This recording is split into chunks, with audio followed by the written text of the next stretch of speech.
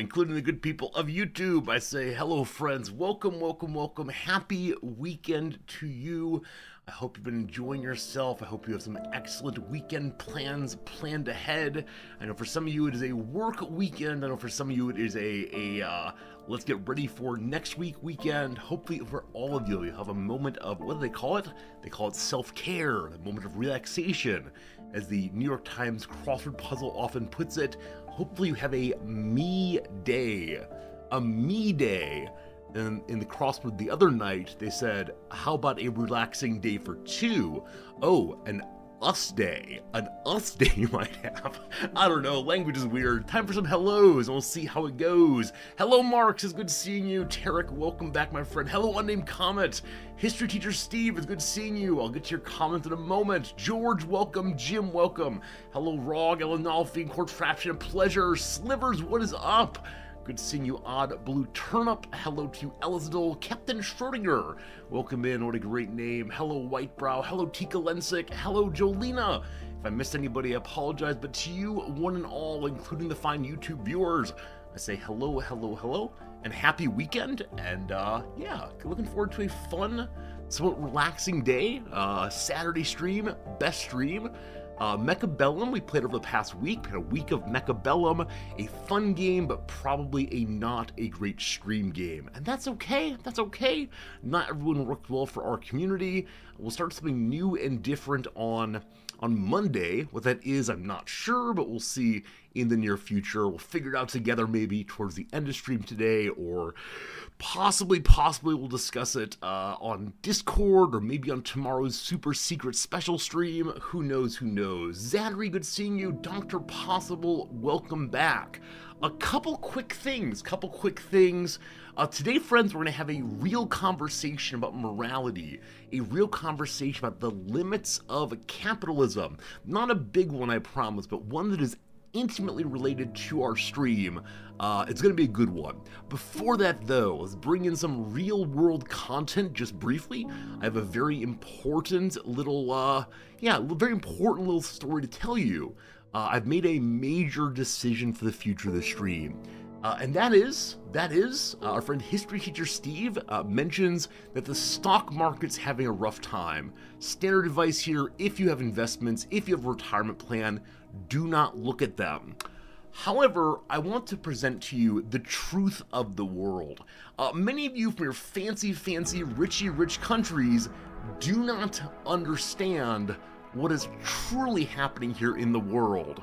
I would like you to follow the orange line. My friends, this is from this morning's New York Times. The black line, oh boo-hoo Americans, oh boo-hoo. Do you see the orange line, though, that's next to the US line? What have you done? From this point forward, the Resorty stream is charging a tariff, a reciprocal tariff against all of you American viewers. You will be paying 10% more on anything you do with relation to the Resorty stream. Thank you for the bits. Exactly, Jim. Jim is paying his reciprocal tariff bits straight away. Good job, Germany on top. Good job. The lines are hard to read. Data is not beautiful. I am confused about why they chose all of the orangish, brownish colors there. That is a little bit strange. Staying unsubscribed on principle now. Contraption, we're having a trade war. The two of us in a trade war. But yeah, I don't know why they chose these colors. It seems there's a wide variety of other colors they could have chosen for this, but yeah, goodness. I know almost nothing about economics, except it seems that a lot of people, both in our community, a lot of people, online generally, and in the non-online world are not terribly happy. I'll say the thing I always say, which is, if it's the case that you ordinarily subscribe or have thought about subscribing and the money is tight, I get it, it's legit. Don't you worry about that even a little bit, because it's just nice hanging out with you. Either way. Grace, is good seeing you over on YouTube. First message of the day, USA. I appreciate your cheering. I'm going to assume it's happening ironically, or else I'll be very sad. But Grace, good seeing you today. Shadow Avatar, a pleasure, my friend. Hello, Solvable, 20% more ads to the Americans. If only I had a way to decide via state. I would definitely charge the Americans a little extra these days because the Japanese economy's in free fall. It's gonna be absolutely terrible, absolutely terrible. All right, team. This morning, my beloved wife Noms is not here. She actually left the house at 6:30 this morning on a Saturday, one of her days of relaxation. She decided to volunteer for a major race that's happening in Tokyo today. I mentioned previously that in Japan there's a tradition of having relay races, which allow a focus on a community of runners as opposed to the individual saying, I'm the fastest. They say instead, we're the fastest together. They're called ekiden, and they're very long road races in which you pass a baton and run, as one does. And this is, in some measure, the second biggest non-professional sporting event in Japan every year. The number one, as you might know, is there's a nationwide competition among high school baseball teams. And high school baseball teams have, what would they call it? I guess a tournament in which you can lose no times. It's the team that gets the finals are seen as being absolutely the best in the whole nation. And many of their players often go on to the professional leagues here, and people love this stuff. They fill gigantic stadiums with the fans who just want to see high school baseballers. So different than the U.S. I mean, in the U.S. we do have the Little League World Series. This is substantially different from every single high school. Regardless, the run that's being taken on today is a relatively new one, which is a diversity ekiden. So in the normal ekiden, there are largely able-bodied people who are, in the best shape of their lives, and almost all Japanese, except recently, and I don't want to go into the depths of this one, recently some Japanese high schools have been offering scholarships to people from certain nations in Africa in order to recruit their very best runners so that high schools can win the Japanese ekiden. This has been a source of great stress for some Japanese people, but big topic. This one, though, is meant as a diversity ekiden, in which they're including or inviting people who wouldn't ordinarily take part in that kind of racing. People who use wheelchairs, people who are white. The university received a request to send runners, and they said something, your school has a long tradition of excellence in blah blah blah sports. We do not have any organized sports here. All of our sports are student run, so it's very obvious they just want people who look different, as well as people who have different abilities. So along with sending our runners, we're expecting to be sending volunteers, and when my wife sees the opportunity for volunteering, she will almost always sign up immediately. That's funny, Dogberry. Absolutely immediately she will sign up in order to help out. And only after she signs up does she realize the consequences of what she has done. Which I like this about her. I like that she just says yes. Where I think others of us tend to be, when I say that I mean me, tend to be slow in our decision making and saying, can I help out here, or am I someone who instead spends his time playing video games at home? I'm not sure, but I appreciate she gets out there. That said, for this event, she has no idea what she is doing. She was told to be on the other side of Tokyo at 7:15 a.m., though the event starts at 10 a.m., and she's just a volunteer. So maybe she'll be someone who, directs the runners along, maybe she'll be doing registration, maybe she'll hand out drinks, who knows. But when she has that kind of uncertainty, she loves it. She loves the idea of, who knows what I'll do? I'll just show up and be surprised, and how nice is it not to have to make major decisions? They'll tell me what to do. Or for me, I would so badly want to know exactly what my role is, so I can begin thinking about what it is to hand out the water glasses. Think about what it is to register people. Whatever. It's not a huge deal. I can probably find a way to adapt to whatever it is, but at the same time, it's not great. It's not great. Who knows? Who knows? Cajun Killer, good seeing you. Asks, does the school have a sumo club? Not to my knowledge. We certainly don't have a sumo wrestling club that does wrestling at the school. I think I would have heard of that. There are a number of Japanese culture clubs which focus on different elements of Japanese culture. One of which is the anime dress-up club, and I don't get that one at all. But there might be one that does sporting. There might be one that looks at martial arts that could be interested in sumo.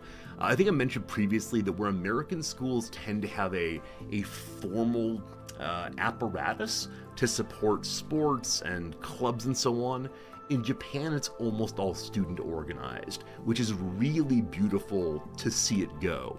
Really beautiful because, on day one of the semester, there's often an event in which students set up tables and try to recruit other people in. And if they fail in doing so, the group just kind of ends. But if they succeed in doing so, they get to shape the culture of the generation coming through after them.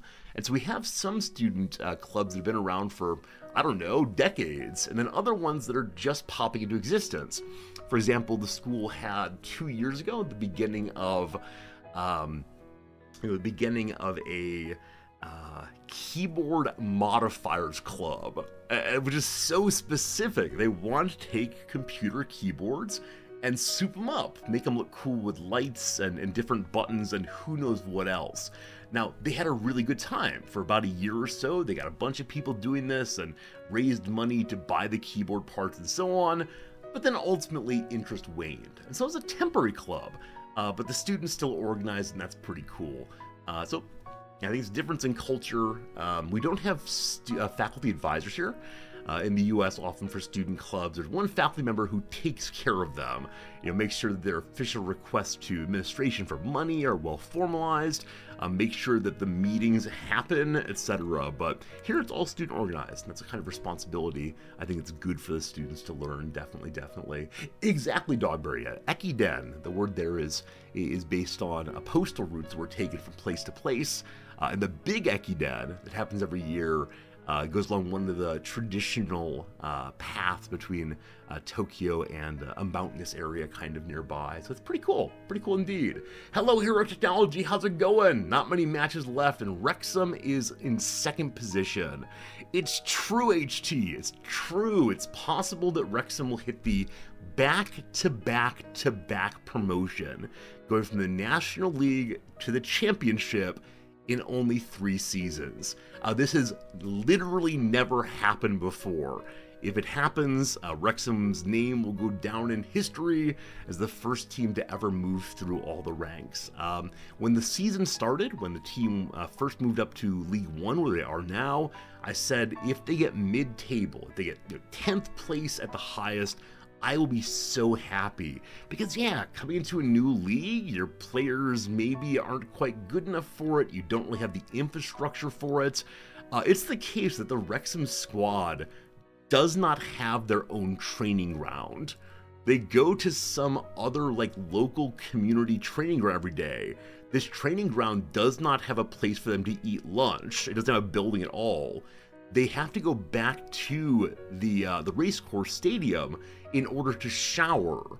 We're having players come in on multi-million salaries who have to drive all sweaty in their car to go take a shower. so Wrexham do not have the infrastructure for the run they're making. But up in second position. Now, with that said, it is the case that the Wrexham side, or the team below Wrexham in third place, Wickham, do have a game in hand. So next Tuesday, they will be playing a game that Wrexham don't get to play at the same time or don't have an equivalent. So if they win, it's going to be a very interesting end of the season where They're then tied in second position, though the other squad has a better goal differential. So whichever way, a very interesting end to the season. Only 10 or so matches left to go, I believe, maybe even fewer than that. And Wickham, it looks like, have a harder series of games to play over the next week or two, or 3 weeks or so, where Wrexham are at home mostly, playing against weaker teams. That said, last week they were playing against the team in 22nd place, 21st place, and drew them. So, one never knows. That's what's fun watching football, is rooting for your team and seeing how it goes. I have a problem on that, though. Problem in a moment there. We'll see. Have I worn this jersey to a lecture yet? No. I wore last year's jersey to a lecture, the last day of class. And last day of class, I wore that. And so, the students enjoy seeing me not wearing the standard button-up shirt. I think I actually told the students I'd wear the kit if they, I think on average, scored over a B on their final assignment, and they did. So I gave them a day dressed a little differently, and I think the students like recognizing that I am in fact a person who actually has interests, and the students here are much less susceptible to reward via food. I don't know why this is, but at prior schools I could almost always incentivize the students by saying, in a morning class, if you do well on XYZ, I will bring you donuts and pastries. And in the afternoon classes, if you do well, I will buy you a pizza or multiple pizzas for the class. Here I tried that. I said, if I got X percentage of participation on my end of semester evaluations, by the last day of class, I would bring you any snacks you all want. You can vote as a group. And they voted for like a particularly Japanese kind of pastry. And I said, legit, let's do it. So 85% of you need to fill this thing out. And only 40% did. Even though I reminded them 2 or 3 times, only 40%. And so I don't know if it's just that one class. I don't know if it's different kind of students have different motivations. And so the people who are most outgoing said food, yes. One student did ask for extra credits. I don't do that at all, but yeah, redacted. It seems like the students are not susceptible to what works for Americans: bribery via food. But yes, Lynx is one of my former students. Lynx there has gotten the pastries, pizza. I can't remember which one, but I do bribe this way regularly. And I think it's like a nice little thing to do for the students, because often students are on a budget and they can't get special foods. They're kind of going through the same old each day to pay the bills, and that's tough. If I can make a nice thing for them, that's how it goes. However, this might be why Americans are on average overweight. Food as reward. I've mentioned before that Drew Carey, the comedian, now the host of Price is Right, was always known as a overweight to obese man, and he got tired of it. And so he went on a really careful journey of self-discovery, a journey of learning to use his body in athletic ways, etc., and lost a ton of weight and got really, really healthy. And was so proud of himself. And then he said, okay, to celebrate, I'm going to run a marathon. I'm successfully going to run a marathon. And he did, and he loved it. And then to celebrate, he went and ate a whole pizza. And he recognized there was something kind of messed up with the way that he thought about food still. Namely, food was not only, what sustains you and you have nice experiences, but in positive and negative moments, he still wanted to overstuff himself. And that led to a further thinking through his relationship with food, and apparently that's been very good for him. But yeah, I think American culture does a lot of food is reward. And I don't know enough about food or about the culture to say anything more than that, unfortunately. Dr. Redacted, you said your work tried to bribe you with private stock options, extra paychecks. The team wants days off. I mean, Dr. Redacted, it's great that you're being bribed with financial things, except for the first thing, because there are some businesses that either bribe with food, as I said, or with like company gift cards, or you can select a special item out of this magazine, and the magazine, of course, is inexpensive for the company. Now, it's of course the case that you can't pay your rent with those things. You can't buy food with the gift card possibly. And now maybe it's the case that different levels of employments, different kinds of jobs have different kinds of support. But yeah, I think the ability to step away from one's job is huge if you're already earning enough money, right? If you're someone who's struggling to get by, not saving a lot, then being told, hey, we'll give you $1,000 can be a huge, huge deal. So very good. Conrad, I appreciate the resubscription. 1 year of subscribing. That's a long time, and I appreciate being here all the way through it. Very, very, very cool of you. What should the reward for doing good work be on this stream? How should I reward myself for doing an effective job? And so far, only missing 1 day of stream this year. Is it time to give myself a day off? My boss here is so cruel. He doesn't let me have time off. He doesn't pay me extra. I should have a pizza, thank you. I'm trying to eat more carefully. I'm trying not to do the thing I did after grad school and eat myself a pizza once a week and recline in bed while doing so. What a luxuriant slash depressing lifestyle. Reward myself with a 24-hour stream. I think that might be a reward for some of you, though, like I said, I think the 24-hour stream is great in concept. I think people really like the idea of hanging out with a streamer and getting to see them anytime they want to for a day and, man, celebration. But I think that people who have that attitude towards 24-hour stream either have never seen one and do not know how bad it gets for the streamer, or number two, enjoy seeing human suffering. And I'll encourage a lot of different behaviors in the channel. I'll encourage you to live your life and fulfill your dreams. I will not encourage masochism. Sorry, sadism. I will not encourage sadism against poor old Resorty. That's how it goes for sure. Dr. Redacted, I agree. Man, I think a lot of folks are so burned out right now that adding on the stress of more work is hard. Just don't take a day away from the frustration of work is a huge joy.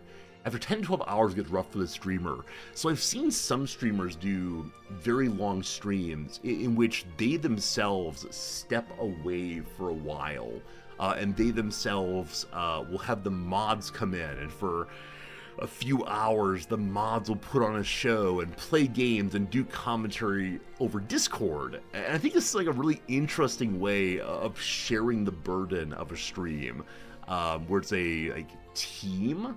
Or I guess with that said, there was a stream community. I think it's called like Streamer House or something. And every few hours they'd have someone else step in. Every few hours they'd have a new streamer come on. And so the stream itself stayed live while the streamers rotated. It's probably much healthier for the streamer, but still. Hey, Courtraction, thanks for that resubscription. 72 months.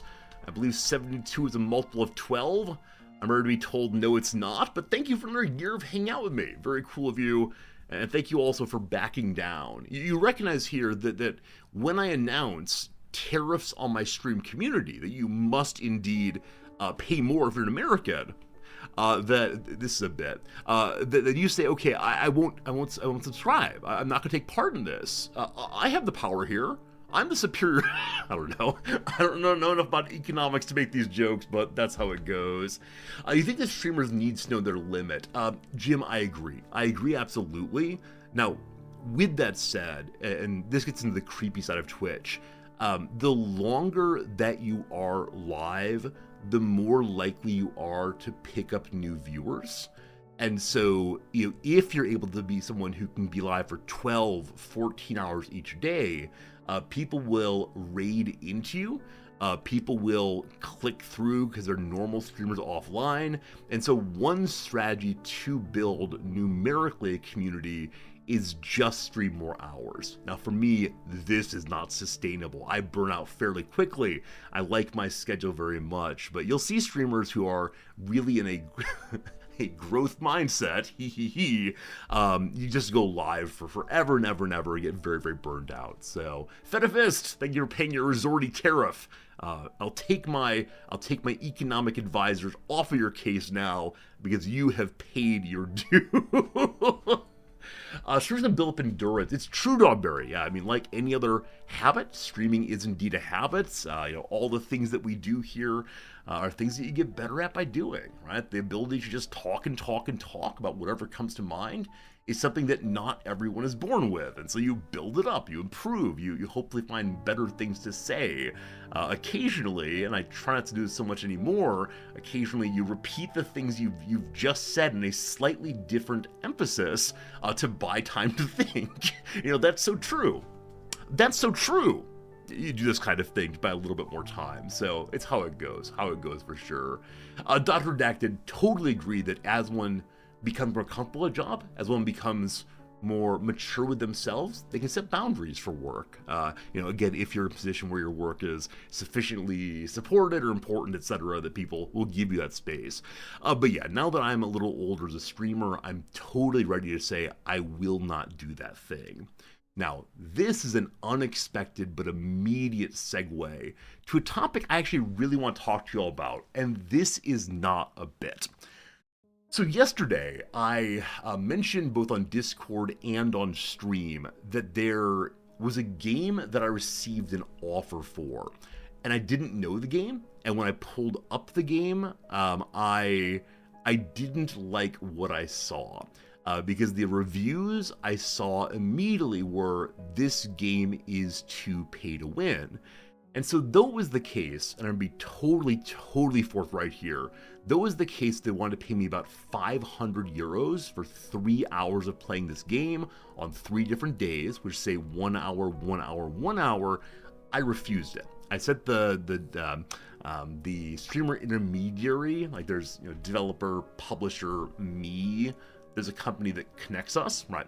I sent them a message saying, hey, I appreciate the invitation, I appreciate the kindness, but this kind of game I don't think would do well in our community. It's a game that I think some people will see as possibly exploitative, etc. And so I moved on, played games yesterday, and this morning I woke up to an email, or actually a Discord message, from the middle person saying, hey, Resorty, we like working with you. Would you tell us more about what your issue is? And I laid it out for him directly, and I said, I haven't talked to my community about this because I don't want to prime them against the game with this conversation. Yeah, and the fellow responded, we'd love to have you. Please go ahead and talk to your community and see how they feel about these things.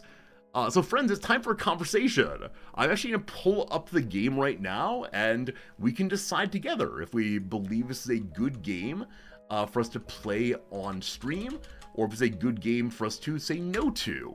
The game is called Heroes of History, Epic Empire. And so when I started scrolling down, I saw Reddit. And of course, Reddit is the thing I always click on. HOH feels extremely pay to win. I felt the need to spend in order to keep up with the game. Yeah, it's a Facebook game, it is a mobile game, it is a game that can also be played through the browser, I believe. When I click here, I've got this thing also. And so I believe it's the case they're interested in my streaming it because they're pivoting to playing it in the browser here. Now, let me say, when I expressed my concerns to the influencer manager, sure, that works, his response to this was, I would say it's pay to progress rather than pay to win if someone chooses to do so that, or because, there are no real PvP elements in the game. It's not player versus player, so any desire to do better is based on one's own desire to progress through the game rather than one's desire to beat other people. So that's the influencer manager's take on it. But again, he said at the end here, go ahead and talk to your community. No worries on anything. We always want you to be as genuine as possible because pushing anything is seldom good for anyone involved. So I want to say, like, first and foremost, the company I'm working with here is so cool, right? What an amazingly kind response. And I want to, like, appreciate that they are not putting any pressure on me. I want to appreciate that they are not saying, Jan Resorti, you must tell your company that this is, or your viewers that this is like the greatest game ever. What fun, what fun, what fun. And so that's where I am in some measure. That's where I am. So on the one hand, there's a conversation to have, about like the ethics of this kind of the game. Now, I'll be quite direct. If I am streaming the game, which would be for 1 hour each on 3 days in a row, I would not feel comfortable saying, let's talk about the ethics of this kind of game. I'm being paid to present it in a fairly neutral way, and while I never accept a contract that says, Resorti, you may not speak ill of the game, I still feel very, very bad playing a game and being paid for it while actively knocking it. So that's the first part. We can talk about the ethics of this kind of game and see what it is. The other side is, like, is it good and right for me to stream this kind of game, independently of playing it or its existence? And that question, I think, is the more useful one to me right now. So, like, topic number one, like, top line message is, if I were to play this kind of game, which is pay to progress, for 1 hour on 3 different streams, would this be objectionable to you? If so, push button number 1 saying, I would be displeased, upset, not cool with your doing so. If you're largely cool with it, either for reasons of these games are fine or money is good or whatever, give me a 2 if you would. So 1 for let's not like this, a 2 for fine, it's okay, or get that bag, Resorti, if you want. We got some 1s, got some 2s, lots of 2s so far. Okay, 2, get that bag, very good. Pay to progress sounds like a happiness task. Or happiness tax, rather. Taxing happiness, perhaps. Streamer people too, people need to eat and pay rent. Alright, it's cool, it's cool.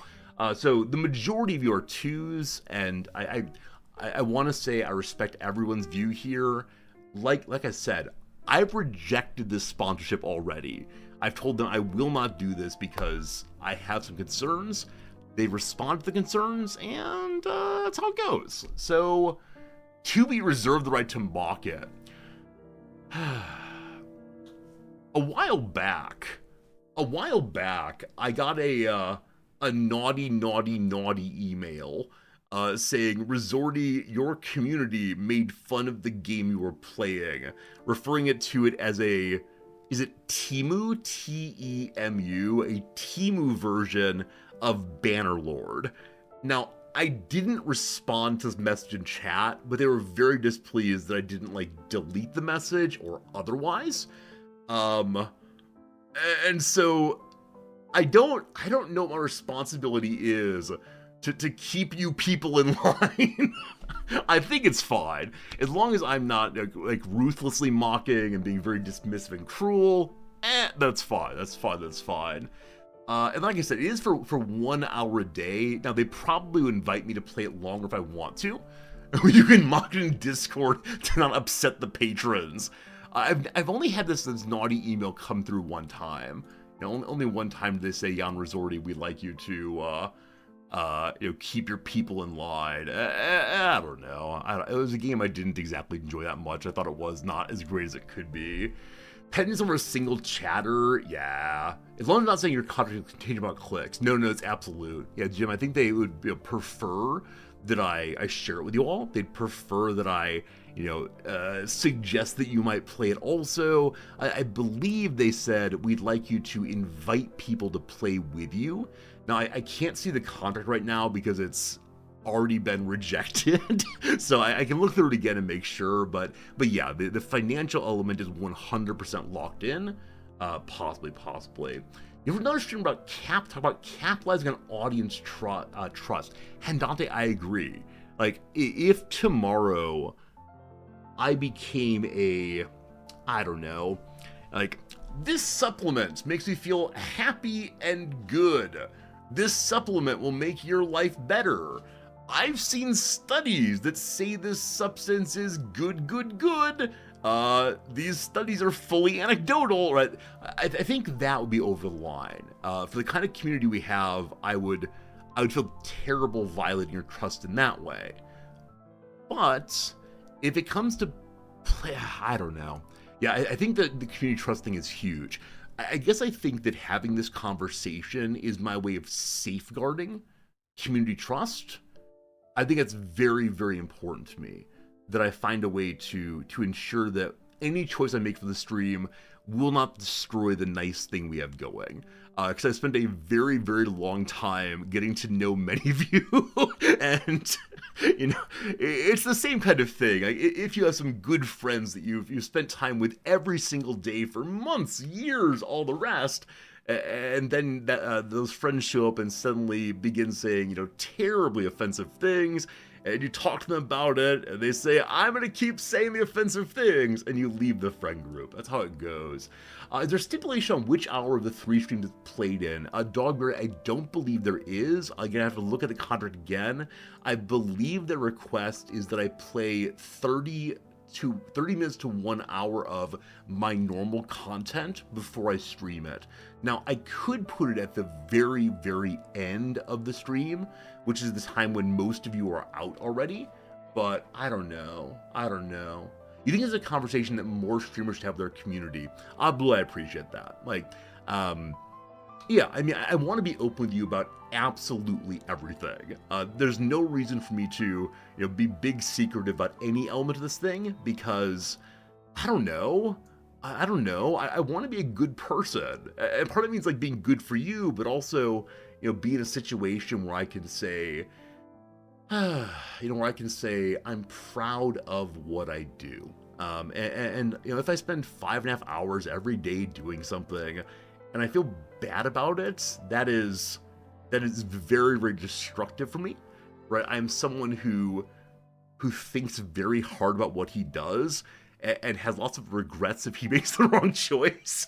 Because years ago, my very first ethics professor ever, before I knew any theory, before I'd ever thought about tough cases, he said the primary aim of ethics is so that when you look at yourself in the mirror in the morning, you are not horrified by what you've done. And this has stuck with me in some way more than almost any line of philosophy I've ever heard. Like, there are beautiful quotations from geniuses of history, but this one guy saying, when you wake up in the morning and you see yourself as you are, you don't think, oh, I've been harming people. Like, this seems so important to me. HPG, it's good seeing you. How's it going, my friend? We appreciate it. We appreciate it very, very much. You want Resort to have money helps Resort buy presents for noms. I mean, it's true, right? The things that come in here go to my life and go to, improving the stream also. This is one thing I can't say as much. I used to say, like, every dollar that comes in the stream goes right back to the stream. So I was working on buying a camera, buying a microphone, buying a better computer. But now I'm really happy with the technical side. So I could say, like, hey, let's get an even better microphone. Hey, let's get an even better camera. And this kind of thing seems, no longer necessary. So it's how it goes. I think, yeah, I don't want to violate the trust of the community. You all believe in me enough to spend time with me regularly. That's huge. Yeah, it's also important to me that I can always say, this is what I really think. This is why I'm doing what I'm doing, right? This is part of my, like, self-conception. I've said before that if I think of myself too much as a performer here, putting on a mask each day, I find it very hard to hang out, honestly. So I don't know. Hey, Random, I appreciate that. Now, I'm very happy with the gear I have. Partially because I don't know what else can be done. I intentionally maintain a kind of ignorance about various streaming technologies, Because if I look too hard into them, I either get very confused or say, ooh, I need this unnecessary upgrade. Like, when I was thinking about getting a new green screen, which I did end up doing, one of you very technical fine folks, Fernanthus, said, Resorty, why don't you get this, like, projector green screen? So that if you want to wear a green shirt, it can instead be a blue color, and all these other ideas. I said, oh, that looks really interesting, but it's really expensive and very confusing. Nah, I'll stay with my basic, thanks so very much. So I don't know. Drek, good seeing you. Hello, Gru. Hello, Dougster. Welcoming everybody. And yeah, thank you for thinking with me about whether we should play this game. Yeah, apparently it's made by the same people who make the Rise of Cultures game. And I'll say again, I don't play mobile games at all. Build epic cities and explore a variety of cultures. Yeah, I guess of those of you who voted, something like 95% were in favor or at least accepting of my streaming this kind of game. I'm a patient player and haven't felt the need to pay any money. Yeah. Okay, I think I'm gonna do it. But I need to have a couple... I don't know, a couple of like safeguards. I think I'll mention this discussion over on Discord, so people who aren't around and coming by with LOL Resorty Stream pay to win games will have some knowledge of how I've talked myself through it.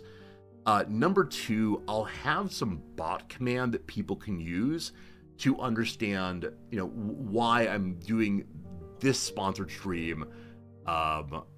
Yeah. Because I think what the worst case would be is people who didn't have this conversation with us, thinking, okay, Resorty has now sold out. I will never come back. He is not who I thought he was. I guess. Thank you for thinking with me, team. You're absolute heroes, and yum, give me money. Yeah, Game Merchandise, how it goes. Do I go ahead and make that command? Is it the yum, give me money? You appreciate me talking this through. I appreciate that. I appreciate that you appreciate it. I could easily imagine a streamer just showing up and saying, hi, we're doing this game today. Hi, I like money. This gives me money. Here we go.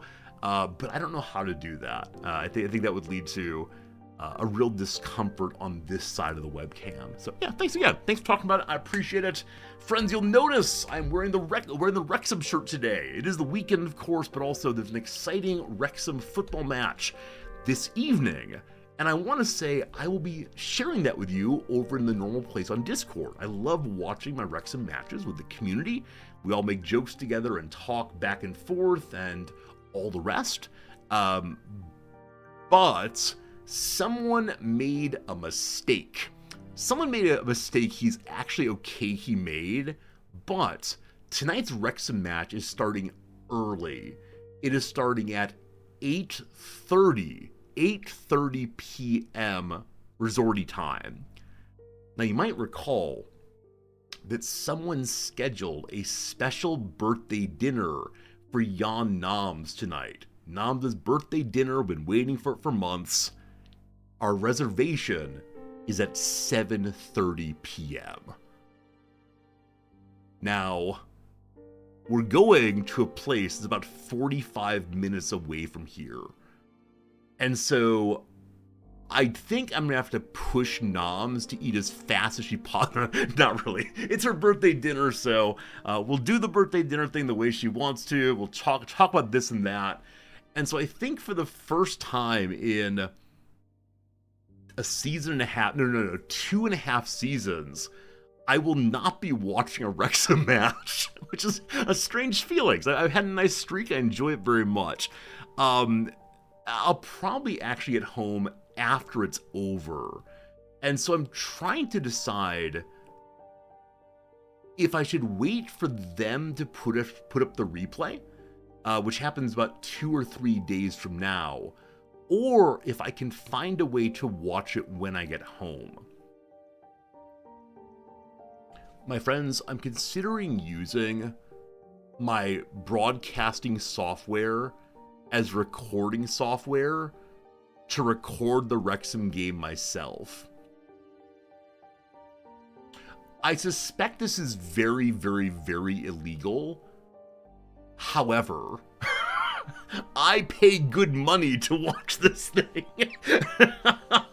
So I think I'm going to do that. I'm going to TiVo it. And then I was going to say I'll watch it tomorrow morning.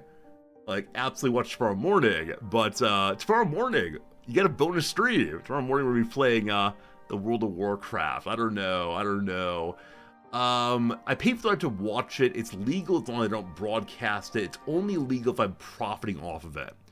I'm profiting with joy. I'm profiting a wonderful bit. Wrexham made more than enough money, so we don't care. It's only a problem if I tell someone I'm doing it. I'm not telling anyone. I'm telling everyone. Yeah, I think this is fine. I think, like someone said earlier, it's like using a VHS tape just in the contemporary world. And Mr. Rogers went to Capitol Hill to argue about how it was, or how important it was for the average person to legally record broadcasts off the television. Because he thought it was important that parents and children could watch things together. And so recording would let them watch important shows later in the day. If I feel guilty about this, go buy a handle of Ryan's gin. I've already spent more than enough money in support of the old Wrexham salary. Thank you. Yes, the money that you give me, 90% of it straight to Wales. With the tariffs, I'm not sure how much Wales is going to get now, but we'll see. But no, I think it's a perfectly ethical thing to do. I will do this. Because, yeah, I want to keep my streak going, and I really enjoy watching it, obviously, right? I have a really good time, doing that, and I'll probably try to share it over on the Discord, we'll see. If Mr. Rogers is okay with it, we all should be. I mean, if you actually have not seen Mr. Rogers at Capitol Hill, if you don't know Mr. Rogers, beloved childhood icon for a lot of people of my generation, and younger and older, I guess, yeah, he went to Capitol Hill and he made an argument in front of a committee. And the committee was very pro corporate rights, saying no, the television companies broadcast these shows so that people watch them live. And if you record them, you're cheating them out of their content, their product. But Mr. Rogers went and made this really, really thoughtful argument about how important it was for children to be able to experience film and shows and cartoons with their parents who might be at work. And after he's done arguing, the chairperson of the committee says about how this speech, how this argument changed his perspective so much. And he spoke in like really emotional, generous conversation. The chairperson, for a person who normally is very hostile. Many of the senators at the time had reputations for being cruel in their questioning, over the top. And so yeah, I'm sure the video's on YouTube. If you just look up like Mr. Rogers VHS tape, you'll probably find roughly what it is. It's definitely worth watching through and through. Now I'm not saying stop the stream and go watch it, but it is one that's perhaps worth your time for sure. Let me just sip a coffee here. And there we go. All right, I think that's all the topics I got for right now. I think that's what I got, but Paul Harvey, good seeing you. Everybody else, good seeing you. Thank you all for being here on Saturday. Today's variety stream day, and I'm going to tell you honestly, I do not know what game to play today. We've played a lot of various variety Saturday games in the past month or so. None of them have exactly stuck with me as one I want to play all the way through. I am enjoying the deductive game that is Root Trees Are Dead, but I recognize it's not exactly fun to watch because it's mostly me just moving things around on a very old computer and then a bulletin board, so I'm not sure on that one. Path of Exile 2. That would take a while to download, I think. I wouldn't in principle mind playing Path of Exile 2, but I suspect in the 3 or 4 hours of today's stream, I'm going to Yeah, I would not get very far. Disco Elysium, we love it, but I've played it and I just won't stream it, unfortunately. Disco Elysium is an amazing game, though. One of my top few favorites. Play War Tales. So I love the idea of War Tales, but the rule for Saturday is no strategy games, lest they get burnt out on them. It's been very, very good for me to explore different games. Play Mom. Play Mom. Mom is tomorrow, and we do not stream Mom on the main stream. Upside Down Mom is for other places, possibly. Hey, Darby Cat, you're at a school play. I hope the school play went well. Hope you had a really fun time seeing whatever people you were seeing, either family people or just the community.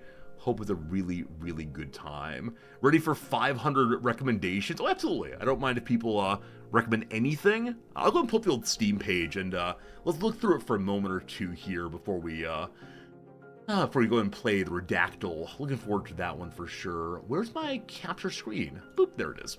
So we pull up the old Steam.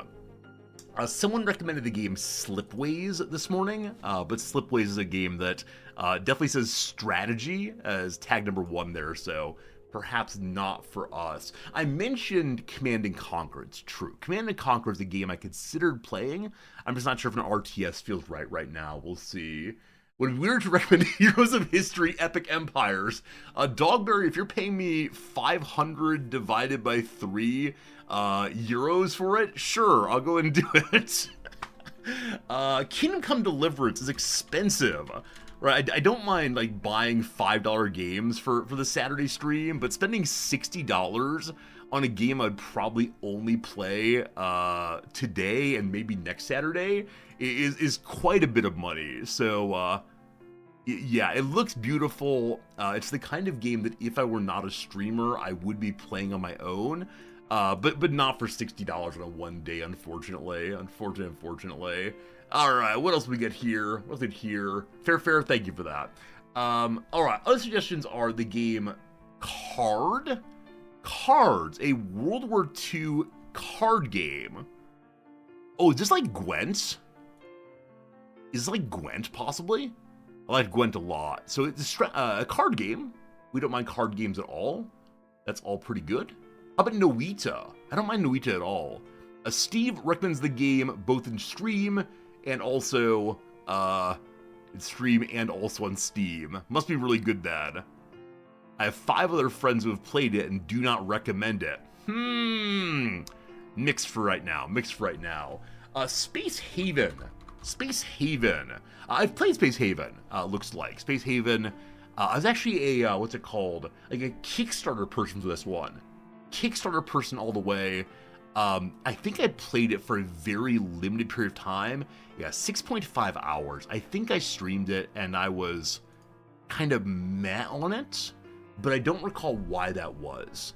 But it's one of these many SpaceX games that I just don't exactly recall what was going on about it. But I think it's probably good for a day or two. Good for a little play, possibly.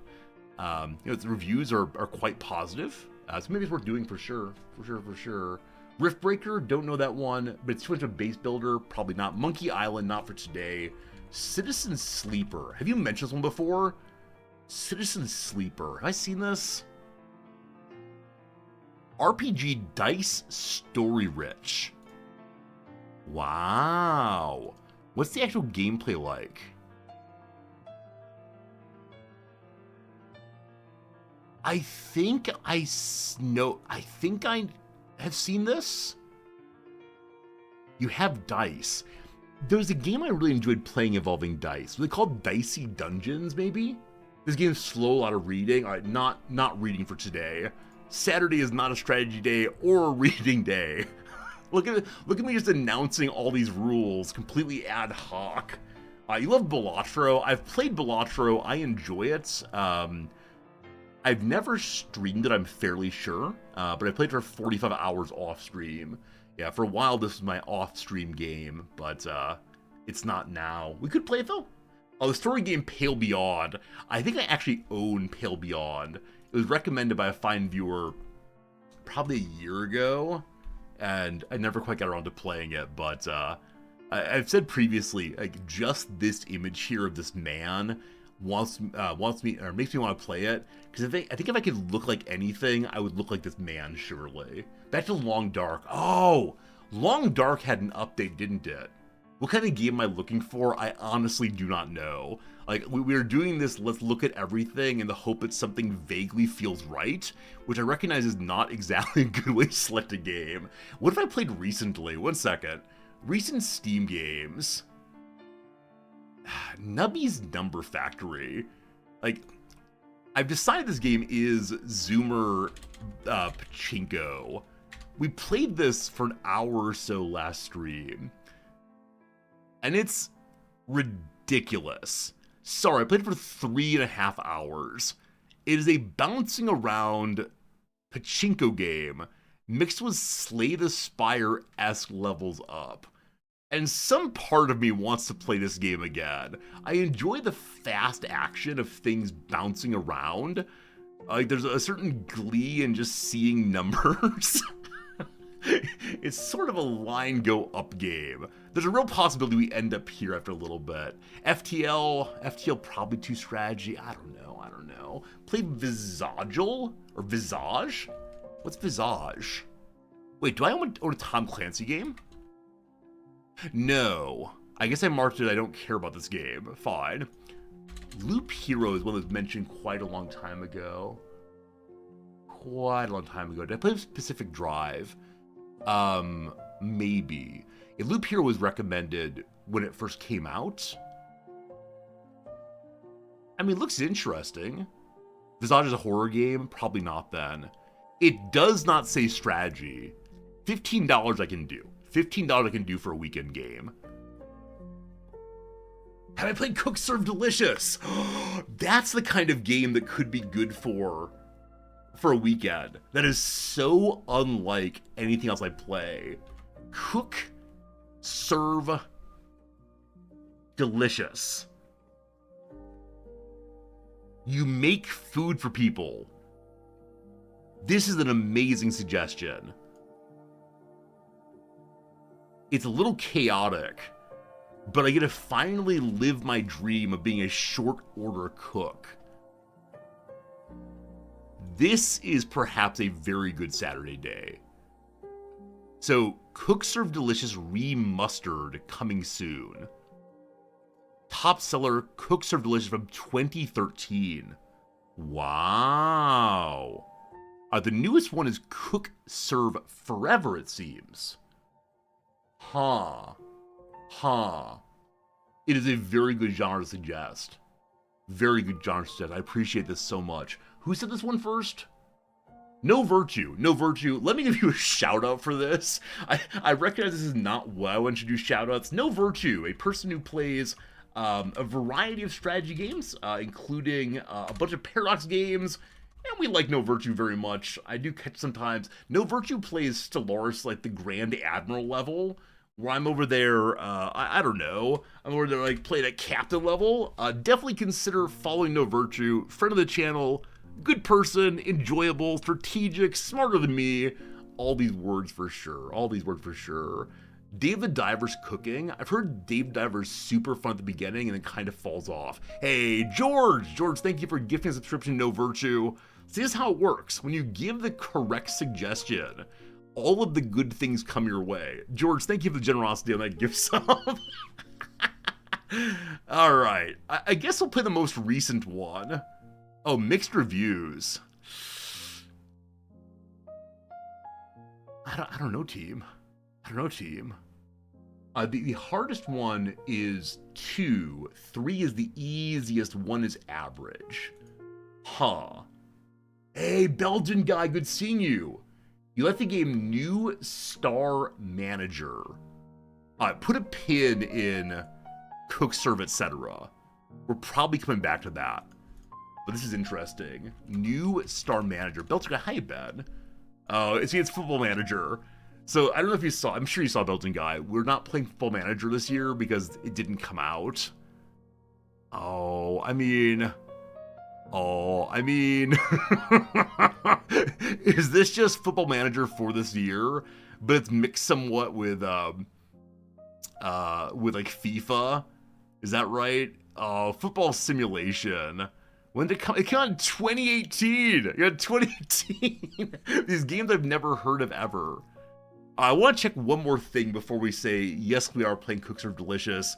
I'm curious which one is played most commonly on Twitch, because usually what's played most commonly on Twitch is the one that is most enjoyable. So, Cook Serve. Number 3 is on top. All right, so 4,000 viewers. If I go to 2 followers, 8,000, but no one watching. Let's do number 3. It's the newest one. Sure, why not?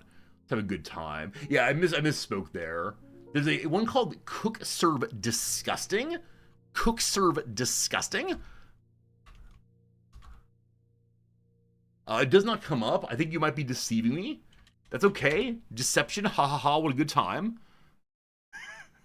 Order by release date, please. The chef shift. Oh, this is the problem. They say things like this game is like Cook Serve, etc. And I will be calling it Cook Serve, etc. all day long, I promise. Oh boy, too many games. I think we'll just go ahead and grab. Heard through the grapevine there might be some Nubby. I do want to play Nubby, but I decided against it. Alright, Cook Serve Delicious 3. So Remustard is the one that is... Man, we hate the search bar. This one's not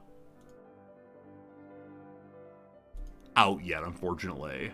Okay, so instead we're going number 3, if I can find it. We should play Ale and Tail Tavern multiplayer someday? Wait, more suggestions, more suggestions? Alright, I need to eventually play a game. This is a gaming stream, I swear. I think you've mentioned Ale and Tail before. I was actually thinking vaguely of multiplayer today, like multiplayer Team Fortress 2. I mean, it is a nice simulation game. If I go into this, I kind of want to open trading card packs. So do you go on... Is this game first-person World of Warcraft? Is that what I'm seeing here? If we're going to do this, I want to plan ahead to make sure we have people who want multiplayer, as opposed to just whoever happens to be in channel right now. Alright, very good, very good. That will happen. Alright, no more suggestions. Crypt of the Necrodancer I never played. Never played that one, unfortunately. Alright, Cook Serve Delicious Forever? Pardon me again. This is the sort of thing that should be done offline. Okay, Cook Serve Forever? 173 followers. Looks like no. Alright, number 3 it is, team. Number 3 it is. One more time. Delicious. 3? What? 20 bucks. I said only spend 15 bucks, but here we are. Spending more. I'm going to hide this so I don't show you all my credit card number. Very good, very good. We go to the cart.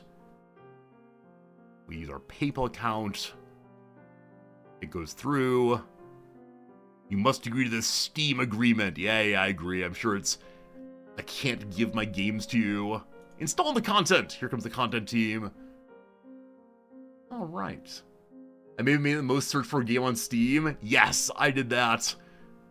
The resorty bump. Let's go, let's go. Behold, behold Tokyo Internet. Good to good. All right. Before we pull that up, let's go ahead and do the redactyl. Let's go ahead and hang out and enjoy our normal word of the day. And then we'll get to it. Get to it for sure. It's been a fun intro so far, and I appreciate you hanging out with me on this one. Where's my word of the day? If we don't enjoy the Cook Serve, etc., I promise I will be doing the Nubby game. I promise. I have a lot of scheduled downloads. They kind of just show up. Should I do them real quick? I tried downloading things. So the fact of the matter is I don't play most of these games. Right, they set up as auto download. They'll get done tomorrow morning at 4 a.m. I don't know how it chooses how to download these things. Like, I play CK3. It'll get downloaded on April 13th. Like, how does Steam choose when to do the downloads? I want to play Project Zomboid, I guess. Why is Warhammer 2 getting an update? That's weird. Civ 7, I probably should play at some point. But it hangs all the time. Depends on my settings. Okay. I mean, I know it's set up so it doesn't download during stream, which probably doesn't matter on Tokyo Internet, but still. Okay. What am I doing? Why am I here? Why do I exist? Right. So we need to do redactyl and such. Boop. Okay.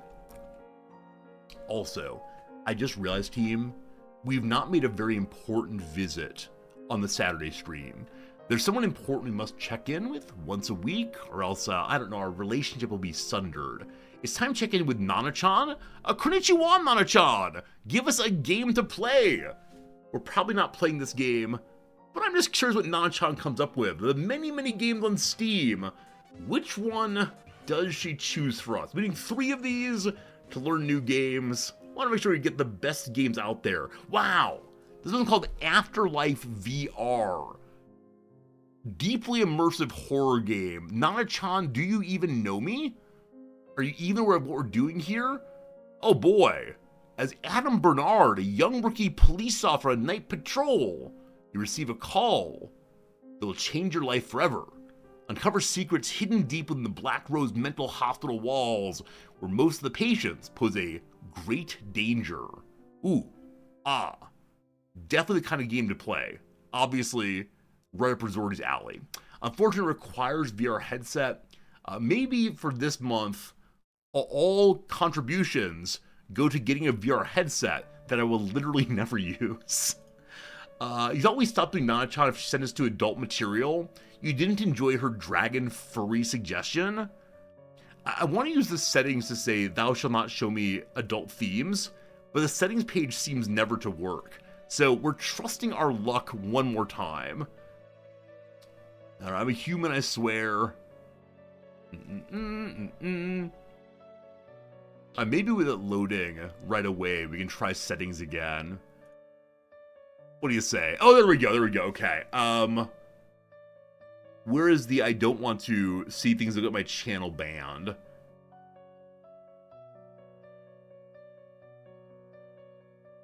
I see no such thing. This is the include. Is there an exclude line? Seems like no. Alright, team, we gotta trust. We gotta trust Nana-chan to deliver us from evil. A second roll. I mean, I guess I can also just not click. Like, not click on things that seem possibly sketchy. Where's the fun in that one? What the heck is the song? I love it. Number 2, Chess Club Valley. Came out last year. 2D open world chess RPG. I'm sorry, what?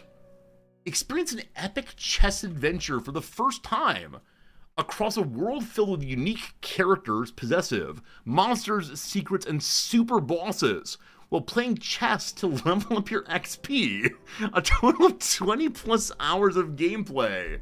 Wait, so instead of sending Pikachu out to electrify your enemies, you level up via playing chess? I mean, if I want to learn chess, maybe this is a very cute way of doing so.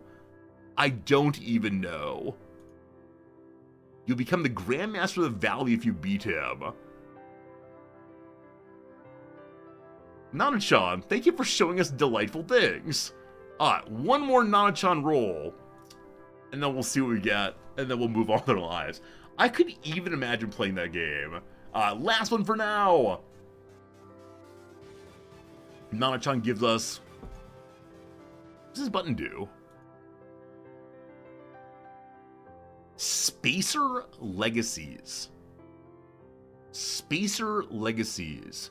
Sounds like a game that maybe someone recommended to me before.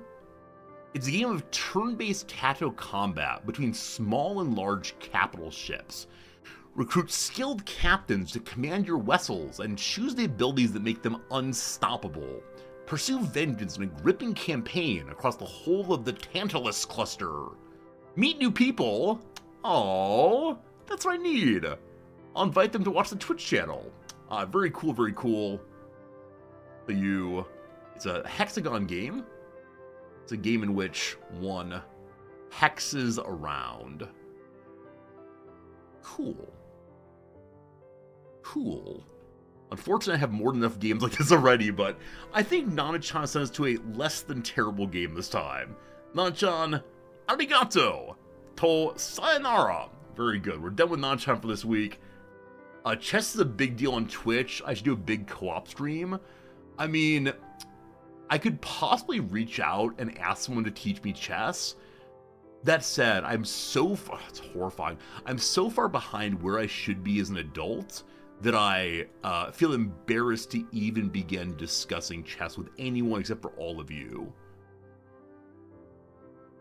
Okay. Word of the day time. Word of the day. Word of the day. Hey, one of our subscribers just went live. Should we go say hi to them? Is that weird? Is that weird, team? Like, I don't want to be creepy, but this person was in the channel only like 10 minutes ago saying hello. Would that be nice? Maybe it'd be nice. I don't want to like go watch them. Obviously, we have games to play here. Like saying hi to a coworker. That's a nice idea. Let's do that in a moment here. First, though, the word of the day. It's one you know if you've played any roleplay game ever, I suspect. Word of the day is Hue. Hue. Do you know the word hue? If so, put a Y in chat. If not, put an N in chat. Hue. Hue. Hue. Hue. Commonly used with to mean to conform or adhere to something. I hewed to the rule about blah, blah, blah. Hue is, on its own, has several meanings having to do with the cutting and shaping with a sharp tool, like an axe. Hue-de-doo! Both hewed and hewn are the past participles of hue. So here you go. The senator is always hewed closely to the party line. The explorers hewed logs for building cabins. Hue in context. The play hewed closely to the original script with few splashes of local color. Here you go, team. This may be a good one, I think. This may be a good one. Without context, the contrasting meanings of hue may seem arbitrary. So hue to something, as well as hewing down something. What does shaping something with an axe have to do with conforming or adhering to something? If you're not a lumberjack, that's okay. We'll explain. The connection lies in the woodworking phrase hew to the line, where line refers to a mark along the length of a log indicating where to chop it in order to shape a beam. Hewing to the line, literally, is cutting along a mark, adhering to it until the side of the log is squared. In the 1800s, hew to the line was used figuratively, as half of the idiom hew to the line, let the chips fall where they may, to advise someone to stay true to the course of action, whatever the consequences may be. Over time, the latter half of the phrase has been, well, hewn off. Okay, this is a moment of genuine, mind-blowing word of the day context. So cool, hew, sticking to a line, comes from wood shaping. That second portion, hew to the line, let the chips fall where they may. If it's about woodworking and wood chips, my understanding of the world has just shifted radically. I always thought the phrase, let the chips fall where they may, which means whatever happens, happens, came from poker, came from gambling. Is this true? I mean, the dictionary doesn't lie to us. I'm always amazed when idioms have a radically different origin than I thought they did.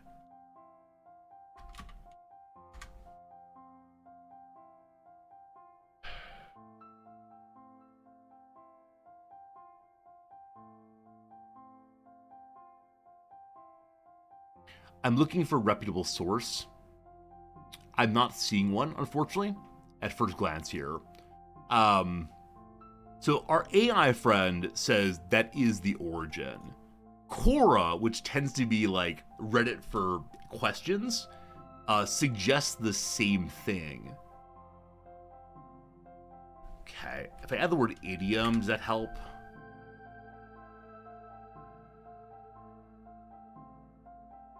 I don't know what grammarist is.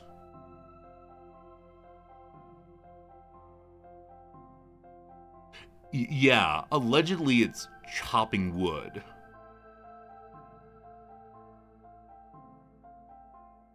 They say that Reddit has a question section now? Vindicares, you do know it from woodworking. Yeah, I wonder if this is one of those, if you're a woodworker, it's obvious to you that it's a woodworking phrase. And if you're someone who doesn't play poker or do woodworking, you say, of course it's poker. I think part of it is the word chips in a non-consumable fashion doesn't have that many usages in ordinary English. Is that true? I mean, English here meaning American English. Like, the word chips, I immediately say poker or food. And, like, let the chips fall where they may, if that involves, like, consumable chips, that's a big mess. Big mess. You don't toss chips to gamble. So I thought it was not that.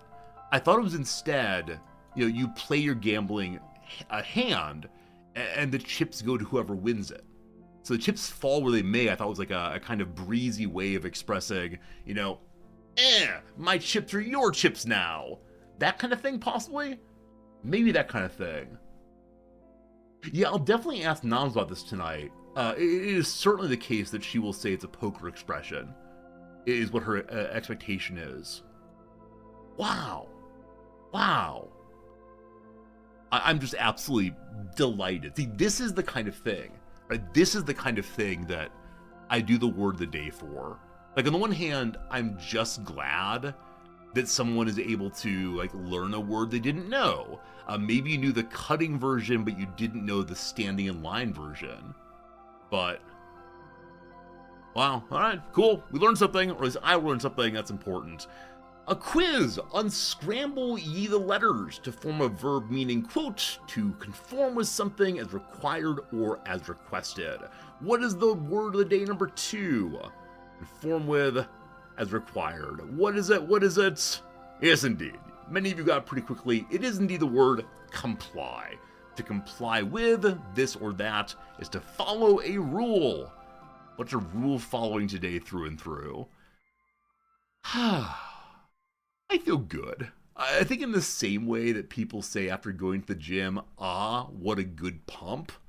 What a good time we had, blah, blah, blah. I think for me, when I learn something new about etymology, language, idiom, usage, I don't know. Something beautiful is happening inside of me right now.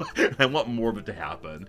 All right, team, time for one big question for you before we go to the redactyl. And that big question is, today, do you in fact want cook, serve, etc.? And I will be calling it that literally all day because I think it's funny. Or do you want to see me try to learn the game chess? I'd be totally fine with giving chess a try. A number of you said it might be fun to see someone learn a new game that they don't know anything about. So let me know what you think. I'd be delighted to see absolutely all the way. Voting now in chat. And then someone suggested that Reddit, my most used website outside of Twitch, has a questions section now. r/questions, Reddit's knowledge base. So is this meant to be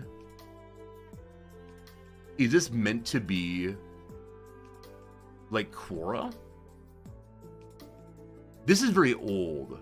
So this is a subreddit kind of standardly. Chess's strategy, I mean, you're not wrong. What felt so good to me in that moment? So what it was just I had a false belief about something I really enjoy, and it was corrected in a surprising way. Like, when it comes to idioms, I'm so curious about their origins that normally when I use an idiom, the origin which I do not know, I immediately go and hunt it down. But the chips fall where they may has always been just so obvious to me, I didn't think to go look. For example, like the idiom scuttlebutt, like pass me the scuttlebutt meaning gossip, is a nautical phrase, because the scuttlebutt is the part of the ship where the water would be held and people would stand around drinking it, etc. Alright, looks like you're roughly 50-50, but we can go ahead and do that. Can you post a link? Absolutely! What is your link here, Red Rover Cat? And, yeah. Chess is strategy, not the way I play it. Thank you, Red Rover Cat. This is an Amazon Prime link? I'm sorry, what? In the Amazon Prime, using Amazon Prime abroad.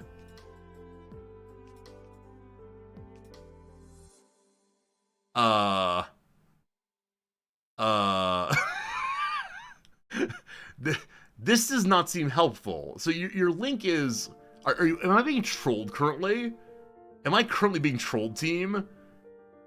I think I'm being trolled right now, that this is like a new feature of answering questions. Well, I'm good. Let's go play our Redactyl now.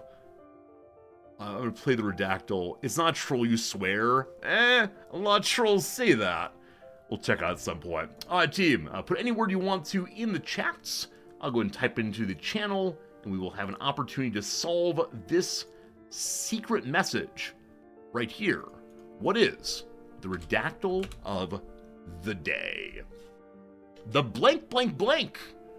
Wow. A blank blank blank. 3 words needed. I believe in you all to get together. Here we go. Troll, word 1. No trolls, luckily. Potato, none of those. Chess, none of those. Wager, none of those. Electronic, none of those. Author, we've struck out in 6 in a row. Art, 2 arts. Bassoon, none today. East, none today. Rain, none today. Sassage, none of those today. Into, preposition can't be used.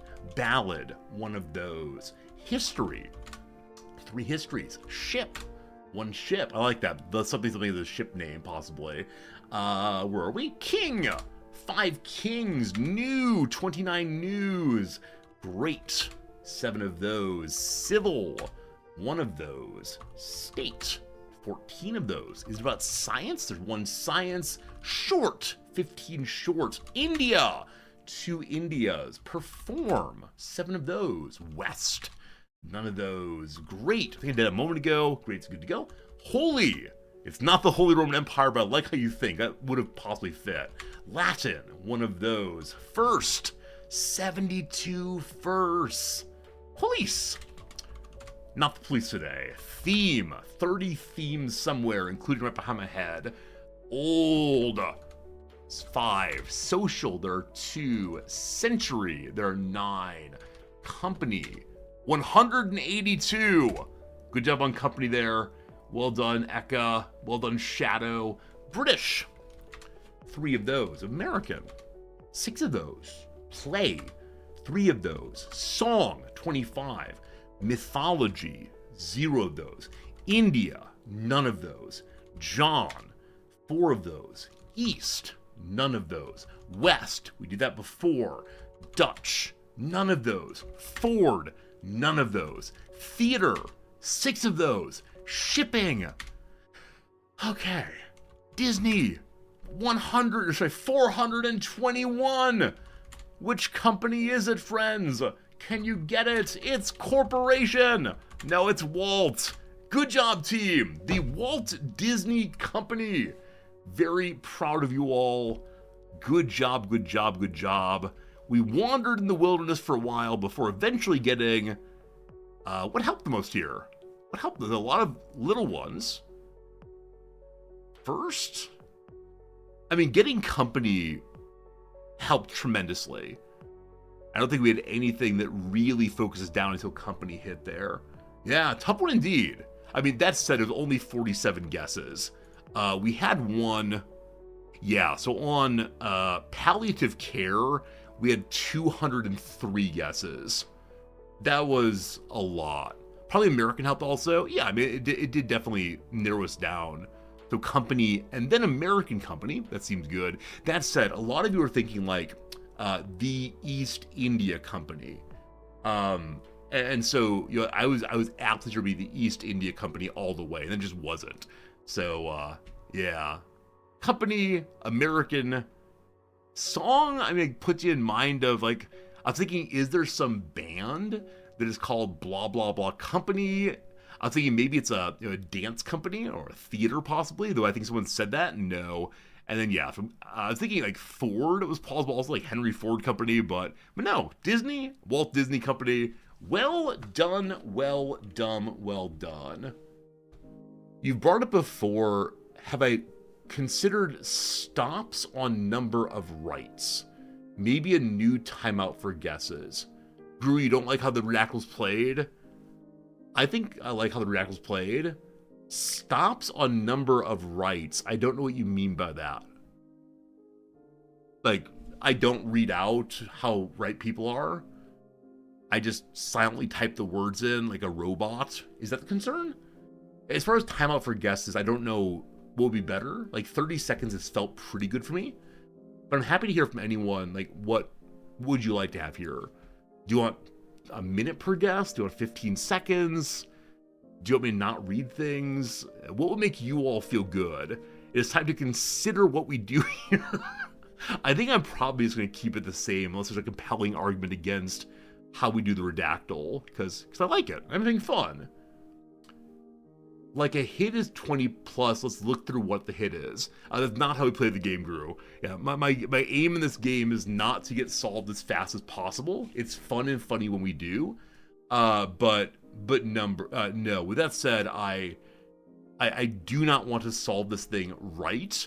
Where we say, okay, you know, down here to 14 on state. The word state, it's probably United States, right? This kind of thing is the way to correctly play it 100%. Like, okay, our first hit's art. Okay. Uppercase art? Is it an art institute? Is it, Art Garfunkel? You can play that way, but given the number of people who are playing together, I don't think that's as much fun. Especially because, like, I would type in one word and then hunt it down and then look at the next word, and it just would be too janky, maybe? But yeah, I mean, I'd be happy to talk about, like, a longer or shorter timeout for next guest, but I like how it is right now. Hello, Fair, how's it going? We're just out of suit. Saturdays, no suit, almost always. Thank you very much indeed, Nulfi, not fine, for the resubscription. 1 full year of that. I appreciate using your Prime with us. Very generous to choose us, or me, I guess. That's right, me. This is the Resorty stream. Us? Who's in here? A cat, maybe. No cat, no us. The Walt Disney Company, commonly known as Disney, is an American multinational mass media and entertainment conglomerate. It's headquartered at the Walt Disney Studios complex in Burbank, California. It also operated under the names I missed the line, sorry. Disney was founded on October 16th of 1923 by brothers Walt Disney and Roy Disney as Disney Brothers Studio. It also operated under the names Walt Disney Studio and Walt Disney Productions before changing its name to The Walt Disney Company in 1986. Early in its existence, the company established itself as a leader in the animation industry with the creation of the widely popular character Mickey Mouse, who first appeared in Steamboat Willie, which used synchronized sound to become the first post-produced sound cartoon. The character would go on to become the company's mascot and corporate icon. I wonder if the mouse is magic, or if it was just the kind of animation they were doing at the time. Had they come up with, like, Freddy the Frog, or Pedro the Puppy, or any other alliterative name, would it have also succeeded? Or does it have to be a mouse? Maybe. Now, I am curious what Roy Disney got up to. Because why did he go from Disney Brothers to Walt Disney explicitly?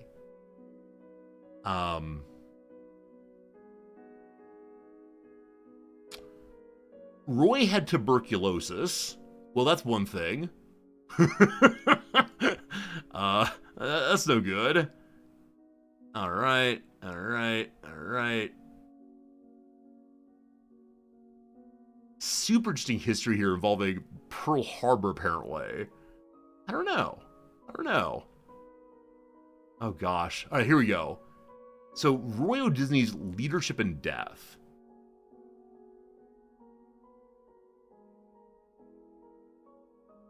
In 1971, Roy died of a hemorrhage. But it was called the Walt Disney World before that. Huh. I'm sure we can look through it and figure it out, but for right now, I want to say goodbye to that and say hello to something else here. Hello, Nick Knack. What's my opinion on men's soccer team and the odds for the World Cup? So, Nick Knack, now that I live in Tokyo, I'm obliged to root for the Japanese national team. And because of their ability to change formations smoothly, even against much taller players, they get wins. I love the Japanese team. They play so beautifully. As far as the American team, I've not followed them closely. I know they have a new coach. I mean, good luck to him. But yeah, the men's American football team have been bad, frankly. Like, not up to snuff, given they have a professional league and just how much money has been pumped into the team.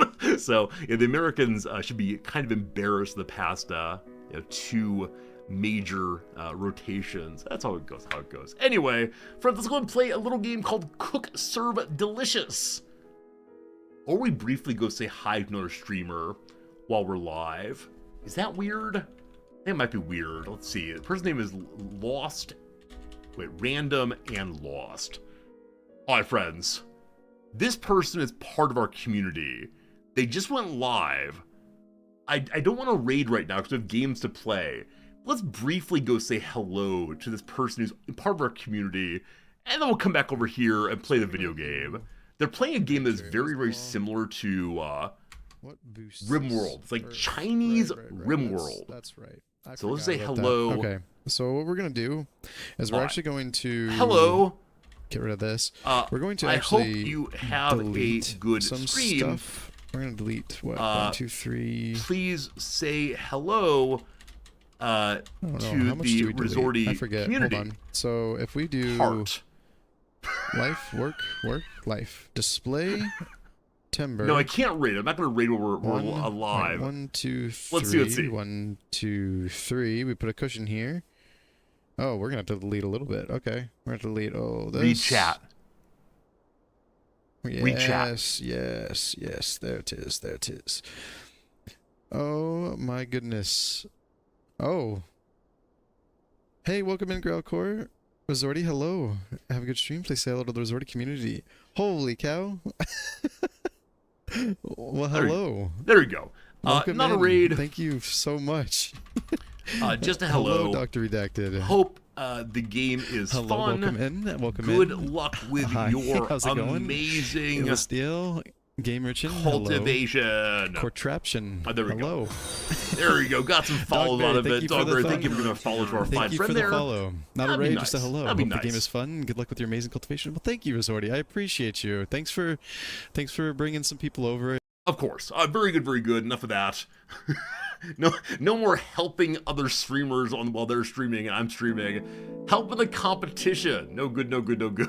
But like I said, I'm delighted that we have people in our community who also stream and play cool games and all the rest. Let's get ourselves into the gaming directory. Let's go ahead and play a little bit of Cook, Serve, Delicious. Have any of you played this game before, this kind of game? Is it one that is known to you? Is it one that you like playing or you like seeing people play? Or is it be totally new to our community as the other games we played in the past week or two have been? Cook, Serve, Delicious. All right. Need to change my title over to First Play Period. Very good. This game might be a bit frenetic, I believe. Is that the word? Frenetic? Frantic? Possibly both. Isn't like frenetic having high energy, maybe? Something like that. Turn down the game sound a little bit, a little too noisy for me. You've watched other streamers play it and scream over top at their friends about it. Alright, I will not be screaming at anyone I don't believe. We'll see, though. We'll see how this one goes. You played a moving game like this one? You move furniture together? I love it. Are we gonna have a food cart? Is that the story of the day? Food cart Zordy? Possibly. Gamerton says that maybe Roy Disney named the Walt Disney Company over his own name because Walt was the showman. Okay, so they named after the person who gets the letter front. I understand. That makes a lot of sense. Thank you, Gamerton, for looking up the origin of the Walt Disney Company instead of the Brothers Disney Company. This is a little bit of like wild, shiny movement here. We'll see how this goes. Save game alert. When the dancing pickle is going. She says gyrating. The gyration of the pickle means that we are safe. All right, we're the green. Happy Variety Day, everybody. Happy Variety Day. We start a new game. What are we gonna name our restaurant? Maybe we name our restaurants? Axix, thank you for that resubscription. How you doing? Happy Friday. The year is 2041, and the United States is reeling from war. But that hasn't stopped business from booming. Welcome to Tasteville recently opened its 1,000th restaurant. Chili Bowl bought a small island in the Pacific. And Max Wieners continues to be in and out of various ventures. And as for Cook Serve Delicious, well, it continues to be regarded as the finest restaurant in the world. Until it was destroyed 20 minutes ago. Goodness gracious. Easy on the brakes, Whisk. Sorry, Cleaver. This old hunk of junk needs some love and care. Jeez, look at this place. Do you think anyone made it? Only one way to find out. Why does this game Hey, have a story? I think I found a survivor. What is going Give on? me a hand. On my way. All right. 1, 2, 3, lift. Holy crepe, is that the chef from Cook Serve Delicious? I'm such a big fan. Chef, Me. I've got some good news and some bad news. Your vitals look fine, just some minor scrapes and brain hemorrhaging, but your restaurant is... it's gone. Oh, they're robots. sorry. We have robot Clever. friends. A word with you, in private. What? What if we give Chef our truck and offer to help? You could be a guardian, and I could be the driver. Well, it would be nice to work with living people for a change. All right then, it's settled. Okay, well, I didn't like Hey, agree Chef! We have an idea. Delicious.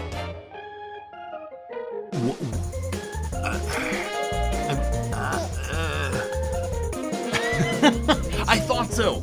Our friend Nega Oryx is the one of the voices here. Delicious.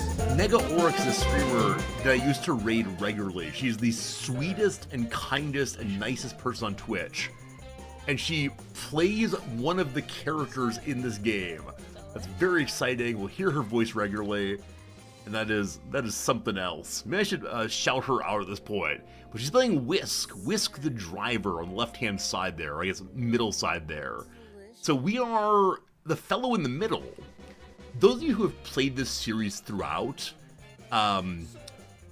was it always so ridiculous?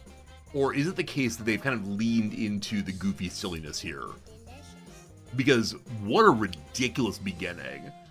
Our giant restaurant has exploded, and so we're once again back in a food truck.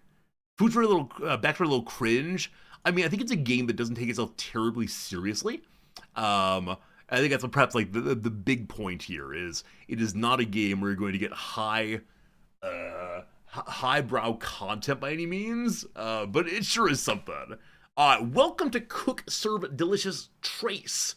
Let's learn the fundamentals of cooking in a food truck as we barrel down the highway at intense speeds.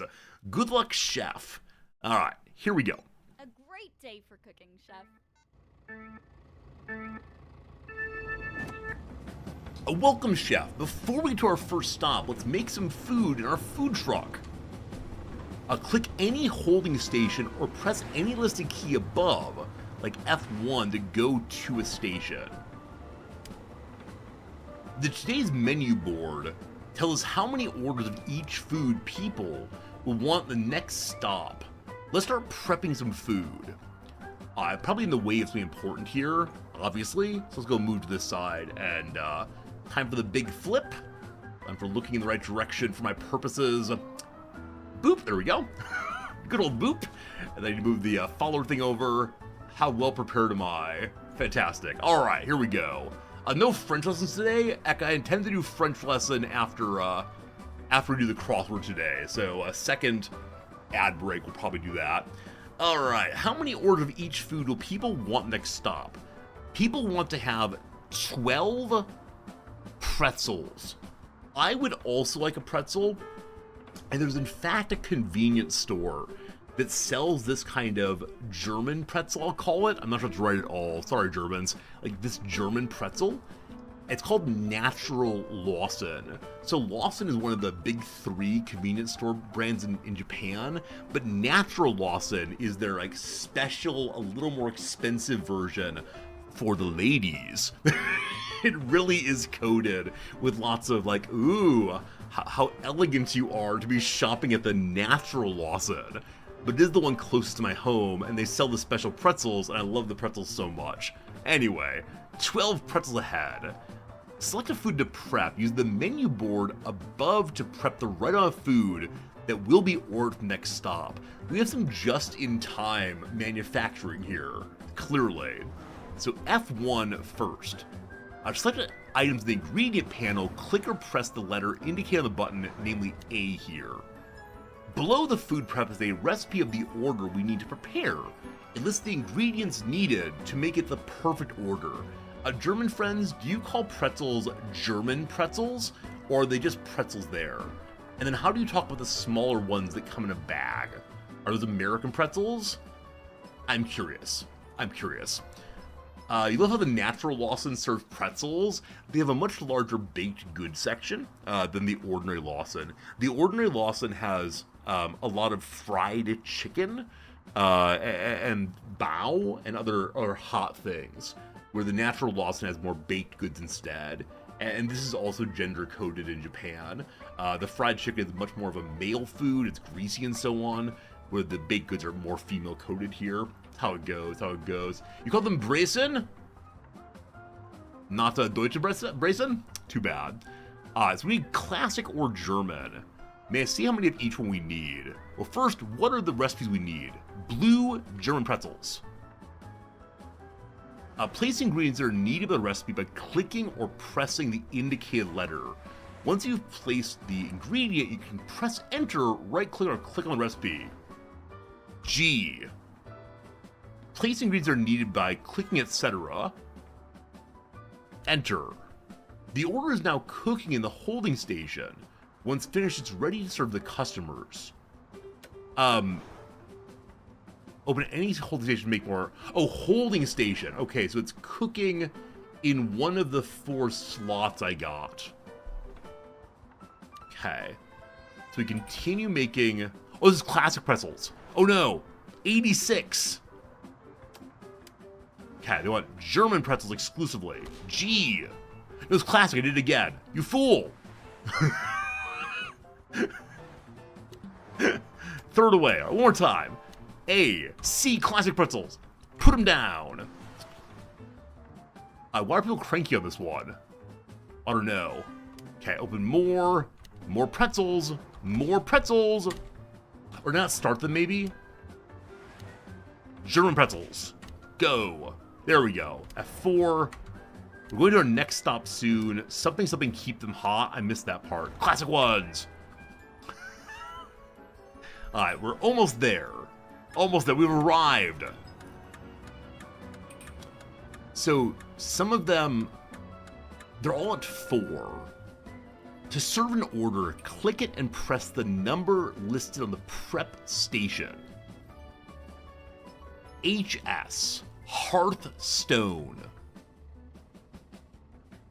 I don't see any orders, but hello to you all. Welcome to the Cook Serve Delicious location.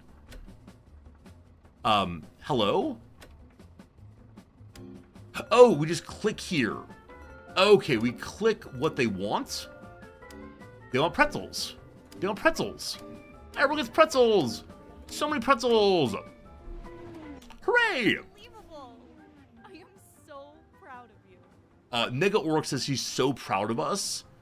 I now want to go look at her stream and say, I've enjoyed your saying that you're proud of me.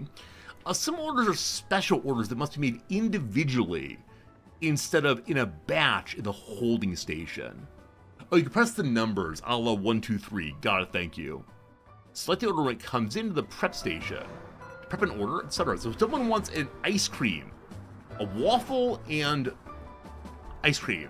So, enter cook. W. Close it. I assume I need ice cream also. Or they just want the waffle cone.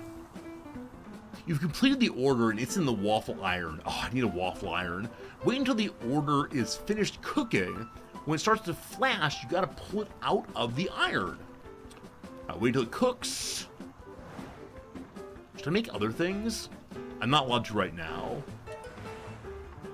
Okay, it's done. Follow through below and use the mouse wheel.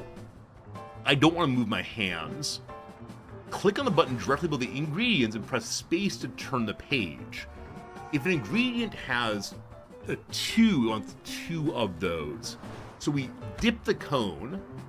We then push space. You want mint chocolate. M for that. M for that. Done? Whew, we'll see. Make more pretzels, you fool. They want classic ones. Dip it. Number 2. They want German ones. Go. Make more. They want classic ones. Go. And the old ones we 86. You can also call Whisk and Cleaver to help serve orders. Click on the sign below or press Control to get them to auto-serve all orders that are ready. Okay, so we can use the robots as needed because we recognize they're not people and we demand they get to work. If this game ends up having a like a Blade Runner-esque, are they sentient, do their experiences matter moment, I look forward to shooting the robots. We will not have robots taking over the world. This world belongs to human chefs. All right, lots of pretzels wanted. 1 second, I'm busy making things. Pretzels, German, let's go. All right, 1, 2, 3, 4, 5, 1. No, I have no, okay. 1, 2, 3. I don't know what I'm doing. I'm just pushing the buttons. We have no pretzels ready right now. I'm working on it. I'm working on making pretzels. So it's not clear to me what kind of pretzels the people want with the 1, the 5, the 6, the 7. Is it any kind of pretzel possibly? I'm confused. Okay, great work. Try doing this stuff on your own, etc. Special order. They want a waffle cone. They want me to close that. They want me to wait till it's done. We then start another waffle cone. We close that. Done. Okay. Pretzel. Class, I guess. 1, you want praline or praline possibly. P is for praline. 1, 2, done. Number 2 here would like to have Rocky Road and cookie dough. R, D, let's go, let's go. Start the other ones. Boom, close. They want so many of them. How do I open the other one? Number 4, waffle cone, close, let's go. Do I have more or are they all in use right now? You can just keep adding more. Okay, number 3 is finished. Dip the cone. They want rainbow sherbet. Rainbow sherbet, possibly 2 of those. Let's go. Number 1, number 2. Someone wants a whatever it's called there. Number 4 is done. You dip that cone. You give it chocolates and Rocky Road. Number 5 is done. You dip that cone. I put the wrong thing in. Maybe I don't know. I put it in there. Mint chocolates and that's enough. Enjoy. Pretzel, pretzel, pretzel. Need more pretzels. F2, pretzel, classic. F3, pretzel Germanic. Number 6, special order, let's go, let's go. We close that good. We're cooking, we're cooking, we're cooking. We give people pretzels now. Boom pretzel. Boom pretzel. Boom pretzel. Special order number 6. We dip that cone. They want mint chocolate chip. M, done. We serve. Number 2, number 3. Number 6 is done. Number 2, number 3, we're out of whatever it is. So I think it's the case that my item in number 1 and number 4 has gone bad. They don't fully understand how that works. It's confusing to me how that works. Anyone have like clear ideas? Is there a timer going possibly? I bet there is. Okay. People are getting cranky. They'll be ready soon. Okay. Boom, ready. 3. I guess people are pretty cranky. I should handle first. 1 is angry, 2 is angry. Just keep pushing buttons. We're out now. F4 done. I need you all to wait in line. I understand that, like, look, dude, it's tough being you. It's tough. You're on a very short lunch break. But I swear, you get what you want soon enough. I chose the wrong pretzel type. Okay. So you have to have the type that they want to go. Oh. Make the droid auto-serve? Never. We do not let robots look at the things that we make for people. Clearly, the robots can't be trusted. I got a silver medal. I did something wrong apparently. Also, I want to point out that just behind my head, Not bad. Not bad. the game says we're in chill mode. Chill mode, they say. That was not very chill at all. So no one was ecstatic. 54 people happy enough. 7 people meh. I don't know what these things mean, but I'll take it. Okay, let's go. Silver medal, good enough. All right. We're in Boise, Idaho. How we got here, I don't know. That rhyme, that's beautiful. A?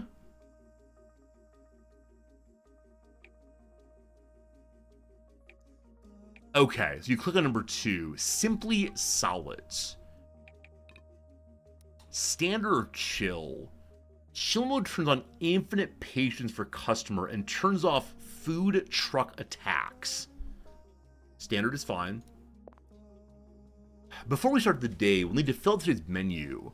I've analyzed our route and potential customers. These robots are terrifying.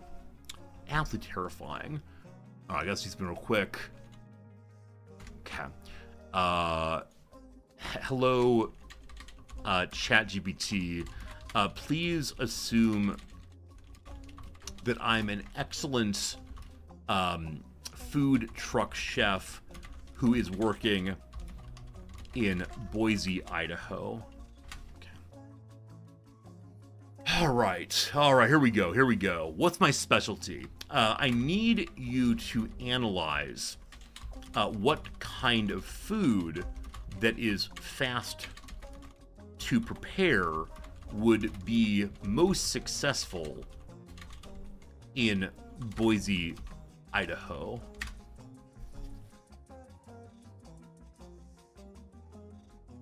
Gourmet loaded fries. Bold liquor flavors, tacos. Ready to go? So what do you think they should do?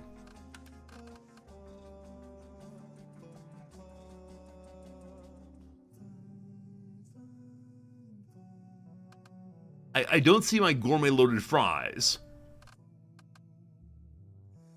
Okay, so I wish the game would tell me what this stop and yellow means. I guess it means use a yellow or a red, but I don't know why. And nothing meets both conditions. Okay, I made pretzels yesterday. Let's stay with pretzels. That's our appetizer today. Chicken strips are going to be the main, and then for desserts, let's have some brownies. Now, what special orders do I want? There's no ice cream today. Special order, let's go ahead and do a grilled cheese. I love grilled cheese. Must I add more? MSH squares. Marshmallow. I was thinking it might be like soy sauce. Miso squares. Crab legs, a little too fancy for me, but okay. And then the jerk chicken. Expensive standards, here we go. All systems go. Select begin day to load up the food truck and get to it. Good luck, chef. Whoops. Okay. Here we go. Here we go. It's level 1. It's gonna be easy. We're gonna feel good. Day 2. After a day is complete, all your funds will be transferred into Crumb Coin, the leading cryptocurrency for all food purchases. The amount of dollars it takes to buy one Crumb Coin is noted in the exchange rate below your cash earned. Friends, I believe that the United States has crumbled into many competing nation states. And so the Idaho Territory pays us in potato skins, and then we attempt to unify the various currencies by using a coin scam. We gotta rug pull the rug pullers. Hello, Chef. Good luck today. Thank you, Whisk. I appreciate it. What am I doing? What am I doing? I'm preparing things. What? We don't know. A, pretzels. They want German ones. Cool. Number 2, B is for brownie. Brownie batter goes in. It's hanging out. 3, I want some chicken strips ready. Chicken strips. S. Down we dunk them. Cat. Someone wants a grilled cheese. Butter. Bread. Butter the bread. Put the cheese on. Bread on top. Butter on top. Let's go. Okay. The brownies are dying, it looks like. Here come crab legs. They need lemon on them. Something happens then. Someone else wants the grilled cheese. We butter. We bread. We butter. We are arriving. We add the cheese. We butter on top. We butter. Done. Okay, things are unhappy. Good. My brownies died, unfortunately. Add new brownies. Batter. Go. These are going away. 4. Okay. 6, 7. Angry chicken strips. Something died. Oh, okay, why is this happening to me? I'm a good person. I'm trying my best. Okay, people are unhappy about something. I'm pushing random buttons. F1 is not working. Oh, we're in crab legs. C. L. Go. F1. I would like some brownies. Oh, boy. Does this game assume that one has played the prior games? Does this assume that you know what you're actually doing in your life? Because, boy, howdy, let me tell you, I have no idea. What do people want? They probably want pretzels. Everyone wants pretzels. There's something there. Something there. Something there. Something there. Cheer up, Chef. We'll do it better next time. We'll do better next time? How dare you? I'm trying my best. Alright. People want pretzels again. They want that's classic. Good. 2 people want jerk chicken. Chicken. Green stuff. We mix it up. We cook it up. Second one, same thing. Chicken. Green chili. Mix it up. Go. Number 3. People want crab legs. Lemons. Let's go. Okay. 4, 5 ready to go. Kill. 5, 6, 7 ready to go. 1 ready to go. Prepare brownies. Batter. Go. Chicken strips. Gotta make more. Strip. Dunk to dunk. Number 1 good to go. Number 2, 3. 5, 6. Oh boy. Oh boy. Okay, 2 is good to go. 7's good to go. We have no pretzels. I'm sorry. I need you all just to stand in line for a while. Don't you understand this is a food truck? This is not your mother you're calling from downstairs. Ma, Bring me the good boy chicken tenders. Okay, kill everything. You're all dead to me. KGM, go. 2. I should make a little of everything. The biscuits and the beans. People want more pretzels. German kind. F3, I'd like some brownies. Oh, I didn't start them. F3, brownies, go. Oh, gosh. Brownies, go. Number 4, bring me chicken strips. C, strip, don't go. My jerk chicken is being saved now, I guess. Lemon, okay. Number 3, so many steps here. I'm never again going to be doing grilled cheese. Okay, things are ready. 4. Oh boy, they all wanted, like, your special orders. You got, oh, okay. This is not fun. What is even this game, though? These are the rudest dudes ever. I have that for you, I have that for you, I have that for you, I have that for you, I have that for you, I have that for you. No, I don't. That's ready. These are not, okay. What is wrong with the state of the world today? Like 4 or 5 good, 6 good. Brownies are almost done. I just need to hang out for a moment, please. I like F4. I'd like to make you more chicken strips. I want to be a generous person. 2, 3, 5, 6, 3, 4, 2, 1. Pushing the buttons. Put random buttons being pushed right now, team. On this front, I don't know what I'm doing. I don't try to take stream overly seriously, but in this moment, I'm so locked in. No brownies for you. Go away, old man. No one likes you. Not even a little bit. Not yet. Bing. Okay, 3, 6. Have a good day. Our stops are XX check. Bronze medal. Level 1 was like that, team. I know you're trying your best, but let's try a little harder next time. So 60 people were... We could try a lot harder.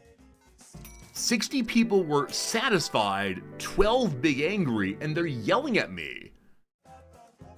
We didn't make much money. We got a level up point. Does that make the people chill out a little bit more?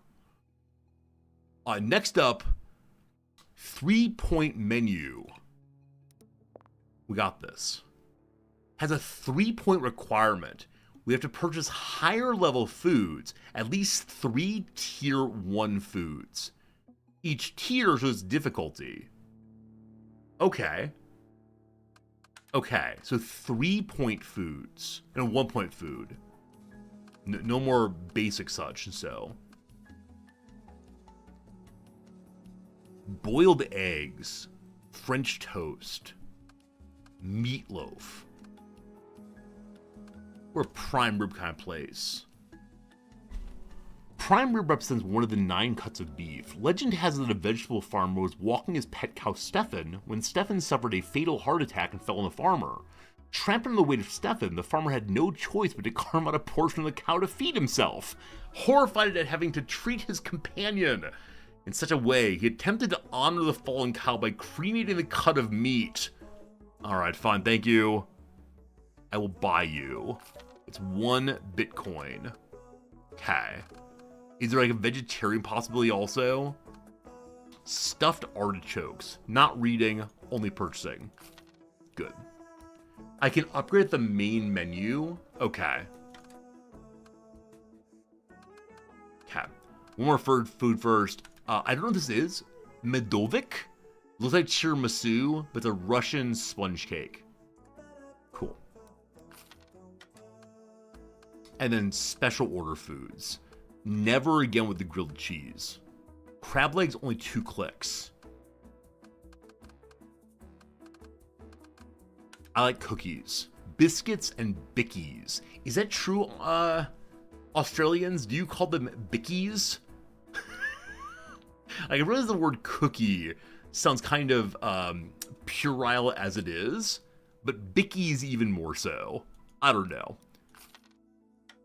And then 1 onigiri. Japanese rice balls. Perfection. Okay, I have this point now. I go back to the main menu. I can upgrade my truck. Okay, I can't do anything yet, unfortunately. I have to be level 5 where you can do a single thing. Okay, here we go. Here we go, here we go. Here we go. Pure like, how hard does this game get if it's already pure chaos here? Okay, so you get the gold coin if no one is even middling towards you. You get silver if you have fewer than 8 big crankies. You get the copper so long as you have fewer than 15 big angries. Okay. As all the cash you earn a day counts towards your yum, which is your universal mastery. Earning yum levels you up, which earns you new parts for the food truck. Earn parts to add and upgrade components to your truck, like more holding stations. I can barely keep the ones I have going functional, so we'll see what happens here. All right, Chef. Show me what you got. Okay, make things in holding. Prime rib, P-A-S, go. Number 2, I wonder if I shouldn't be making these things too early. Like if they go bad before I get to the stop, that feels ridiculous if so. Money, E-D, oh, there's a lot of typing. Whipped cream goes on, Honey Crisp, Crumb Top, let's go. Someone wants onigiri at location. Rice ball, imprint, stuff it, shape it, add nori, put a little salt on it, very good. We'll add also, I don't know, a second prime rib, sure. Hopefully someone likes it. Do we want crab as well? I feel like we're Johnny on the spot this time. This time feels pretty good. Though it is the case that some of my prepared food is ticking down. People want cookies also. They want candy cookies. Let's go, let's go. No one's here. Number 2 is ready. Put it into the heating area. We arrive. Someone else wants crab legs. I can do that. 1, 2, 3, 6, 7, 5. Oh boy, more prime ribs. 1, 2, 3. Okay, not ready. 6, 7 are ready. 5 is ready. 3, 1, 2, 4, 5. Prime rib should be ready. It is not. Why is it not? Why is it not? Was that like 3 thing up there? Oh, I'm confused. Wait, why does my prime rib say there's 3, but I can't feed those people?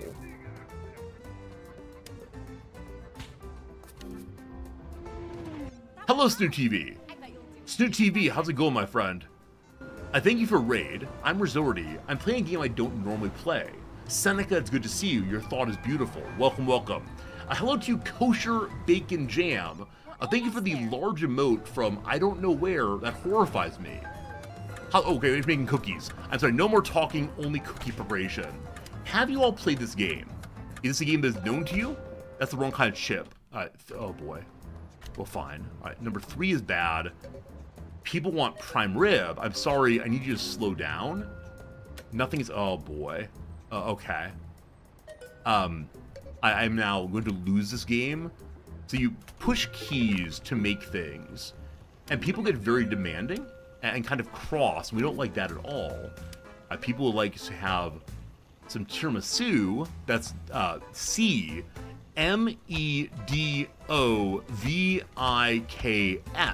Not for those letters, but okay. People want prime rib. Fine.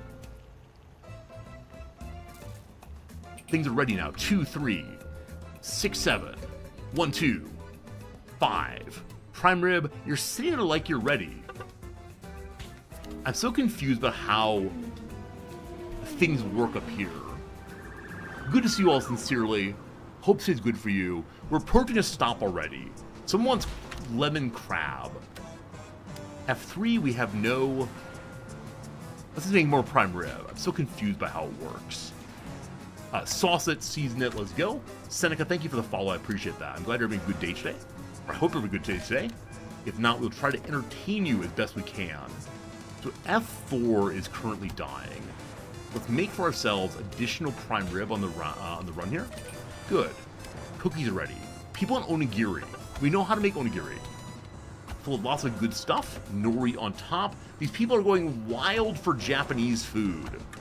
I feel slightly more under control than before. Will I continue? I don't know. I see also that F1 is dying. Let's go ahead and make more food here. Pardon me briefly. Everyone with Medivic. I will feed you all presently. You just need to chill. I don't want to be here yet. Oh, okay. Everyone wants everything. I may have just spammed all of my buttons and hoped for the best there. Okay, prime seasoning. 1, 2, 3, 4, 5, 7. Lots of buttons being pushed. This game is pure spam. What else are we gonna do? 2 is done. Prime rib apparently is not ready yet. Button. Okay, nothing's happening. It's all falling apart. Okay, make this like that. Good. People on prime rib.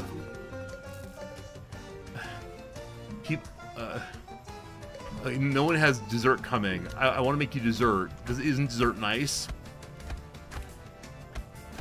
Whatever amount of, what's the word for it? Whatever amount of, like, positive feelings I've ever had in my life are now gone forever.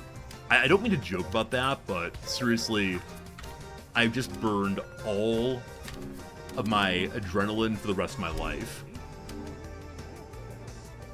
Okay, your food's coming, my friend. I appreciate you waiting. You're a good person. Okay. Oh, it's not even started. Why is it not even started? Oh, you have to season it after they order it. Maybe? Snoot, thank you for the resubscription. Not bad. Rated Resorty. Not bad. None must leave to eat food, feeling hunger. Enjoy yourself, very much, Snoot. Thank you for the resub for 13 total months. Friends, if you don't know Snoot, I should have said this earlier, a long-time friend of the channel, a very fun artist, a very fun person, plays a little game called RimWorld quite a bit, and we like them very much. We're going to do like the proper shout-out thing. I should have done a long time ago, but I was busy spamming buttons in the video game. There you go. We like Snoot. Snoot good. Snoot good, click please. Click please, Snoot good, yes. Yes. At least we got the bronze. At least we got the bronze, friends. We have 4 click coins, I believe. We did not earn any hyper ultra tech, I'm afraid. Only 9 people were cross. If I had 1 fewer cross people, we would have gotten the silver. We're so close to silver. I am striving for 2nd place. Wouldn't that be glorious? They say don't give up your day job. I mean, if there's a like give philosophy lecture by pushing buttons fast, I'm happy to do that. But for the moment, I don't know. This game is very similar to a quick service job. Is it really? I've never done that work. I'm always very impressed by people who can, you know, like quick prepare eggs and such. But if a customer has to wait like 15 seconds more, isn't that fine? I mean, I have never been someone to complain about my food arriving ever. There was one time that I ordered a linguine, I believe, or some other pasta dish, and I waited genuinely an hour before I asked the person about my food, and the waitress said she'd forgotten to put it in to the ordering system. That was not a good day, but I waited for my food, and I paid for it, and I tipped her also, because I wanted to avoid the awkward situation. These people need to be taught differently. These people need to be educated about kindness, patience. This entire game is based on my wife. The moment that Noms feels like she's waiting too long, we're gonna stomp off. Big fan of the stomp off old Noms is. Here we go, team. Let's go ahead and play another mission here. Let's get ourselves a silver at least. Now, I recognize that one can go back to the prior levels if you want to. Or this part is called Chef University. Should be easiest. Whew. Most resorty story ever. It's an honest story. I know I probably could have said, like, I could have said, may I speak to the manager? I would like this meal for free. But that felt like it would be an imposition. And I knew that I ate food. And my eating food means I pay for food. Their ingredients and labor time do not go away because that I had to wait a while longer. Now, I didn't have any place to be. I had a book with me. I was reading and enjoying myself. Now, as time went by and I saw people who came in after me getting their meals, that didn't feel great. However, to avoid making a scene, we just sat there. And this is why I married an outgoing and perhaps even at times aggressive woman.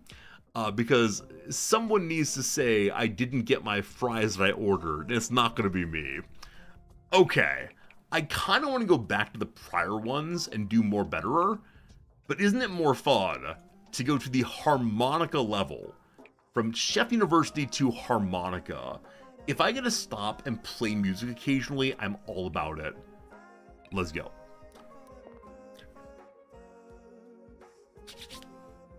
One of these days I'll choose chill mode. Today will not be that day.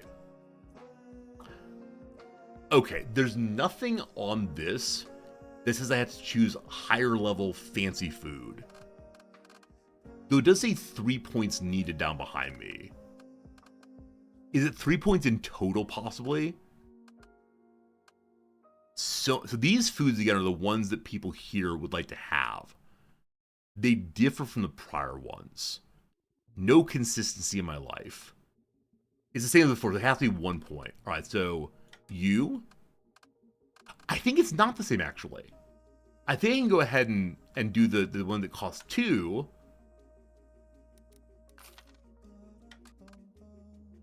Okay, yeah, so that's all the points I need. Now I can do one of anything. And I'm going to have the kachapuri, which sounds like it might be an Indian dish. It might just be like a cheese bread with an egg on it. I like cheese bread very much. Hope my people do also. After the stuffed artichokes, the oatmeal and the kachapuri, which seems like a ridiculous combination. Our special orders today are borscht, delicious, and a bananas Foster.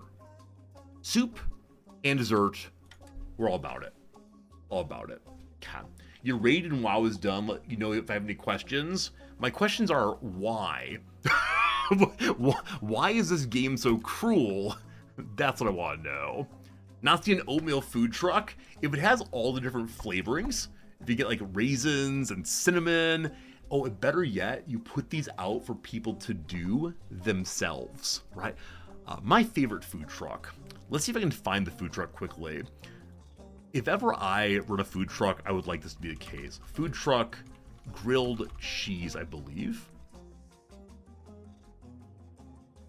Yes.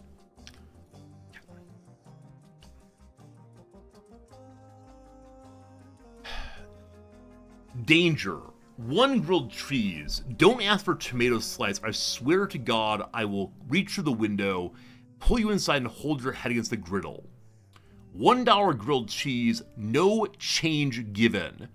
I don't have Venmo because I'm not some teenager. I wouldn't be quite so aggressive, possibly not so much swearing, but I like the idea of selling one and only one basic thing, and it being very, very simple here.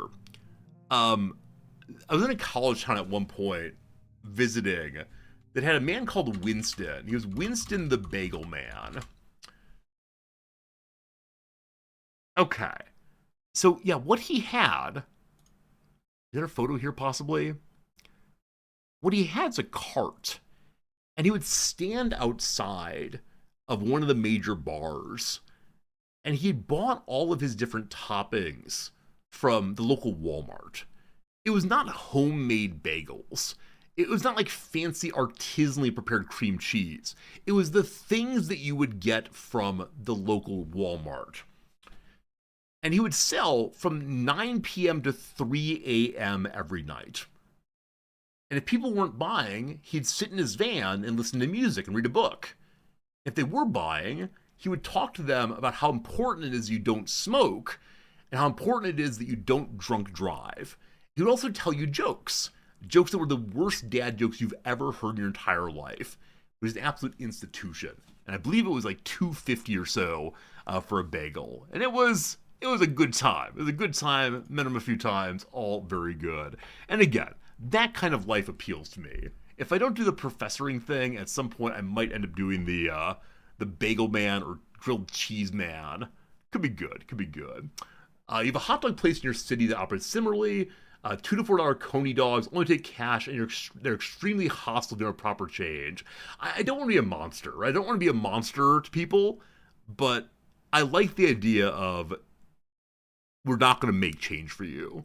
Which is say, if you give me a $5 bill, I keep $4, which seems like pure theft.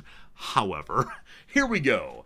Days are unlocked by accumulating a set required number of medals, so you can't advance to future days until you've done well enough on prior days. Winning a bronze medal or higher in the day, marked with an exit sign, means you can go to the next territory. I wonder if I could do streaming from a food truck. I know that there are some restaurants who do have kitchen cameras, and there's like, I believe one woman who did a 24-hour stream of her making pizzas. Like, would it be delightful to do grilled cheese and like interview people who come to the window? I think I would like that. That would be a lot of fun if I lived in the United States and there are mostly English speakers. That'd be great. You once saw a German food truck channel. Gelling me, that's what I need. I need a grilled cheese Twitch channel. This is no longer a gaming stream. This is now a stream for me doing interviews with people while selling grilled cheese. In this game, you push control to auto-serve all the ready orders. Okay. Get simpler recipes without multiple stages. It's about picking whatever you're good at, repeating multiple times without stressing. I'm not good at anything without stressing, so we'll see how this goes. Friends, welcome to Harmonica Roots. I'll do the driving. You'd watch that channel? I think you'd watch any Resorty channel. Okay, people want 17 of the stuffed artichokes. Boom. Hopefully they don't go bad. People want 8 oatmeals. Oatmeal, go. Oatmeal's very easy to make. We like that. Somebody wants bananas Foster. Butter, sugar, bananas, rum. Burns off right away. Don't you worry. SBR. Let's go. Surely someone's going to want some khachapuri. Dough-shaped cheese. So good. They sell it at my local Indian place. I might go there tonight now. That's not true. My wife and I are having her special birthday dinner. The place has a dress code that they've listed as being... No. They've listed as being either, what they say, fast, smart casual, or instead, one second, smart casual or elegant. What does that even mean to you? Smart casual or elegant? I don't know why the oatmeal in number 2 can't be used here. Does anyone know why? Like, there's oatmeal in F2. It does not appear to be bad. On it, chef. Oh, those are the servings people need. No, that's not it. Oh, they need okay, they need topping. It was so easy, but they need oh boy. Oh boy. Oh boy. Oh boy. No one likes this. They're big angry now. I was having a good time. Like, plain oatmeal. Who doesn't like plain oatmeal? Oh no. Oh, I mistyped. Oh, that's fine. Enjoy. Oh. It's all okay. ILR, enjoy. It's doing so well. What do I do? Oh man. We have an ad break in 30 seconds. We're currently sad. The music is very happy, but we are sad.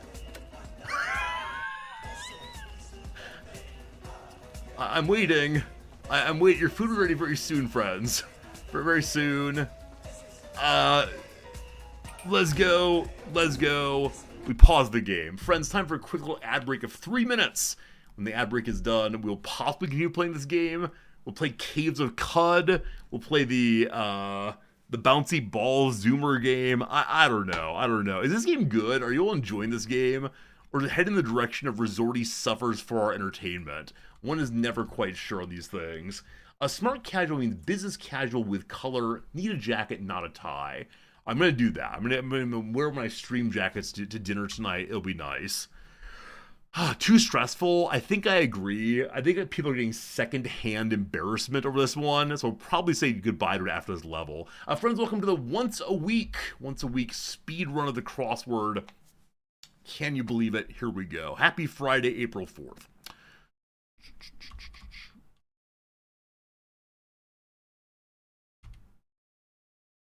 I don't know. Okay. Let's not shoot. Shoot. Shoot. It's a snail? Oh, no, stop. Please stop. Please stop. Okay, this is okay. Okay. Oh, something's wrong. Onami? Omani. Okay, Suma and Magna are backwards. That feels bad. That feels bad. Okay, 45 seconds. We were doing so well. Alright, so before long soon, absolutely fine. The second one is blank cum laude, and I said, okay, magna cum laude, that's a possibility, let's go. We then got down here, blank cum laude. I put summa in. And so the magna and the summa were wrong in their places, and that destroyed everything. So when I got to one down, I saw country, S-A, Saudi. Now, Saudi is not a country, first it came to mind, though.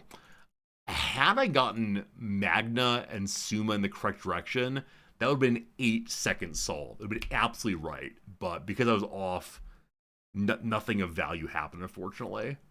That was very unfortunate. All right, that's all done. Friends, time for some French. You feeling good about French? Time to learn a language I surely speak already. I'll be very impressed by this one for sure. If I want to see a hard level of CSD 3, you can show me a clip of it. Okay, I'll look in a moment. For now, though, I need some French in my life. Hope you're ready, team.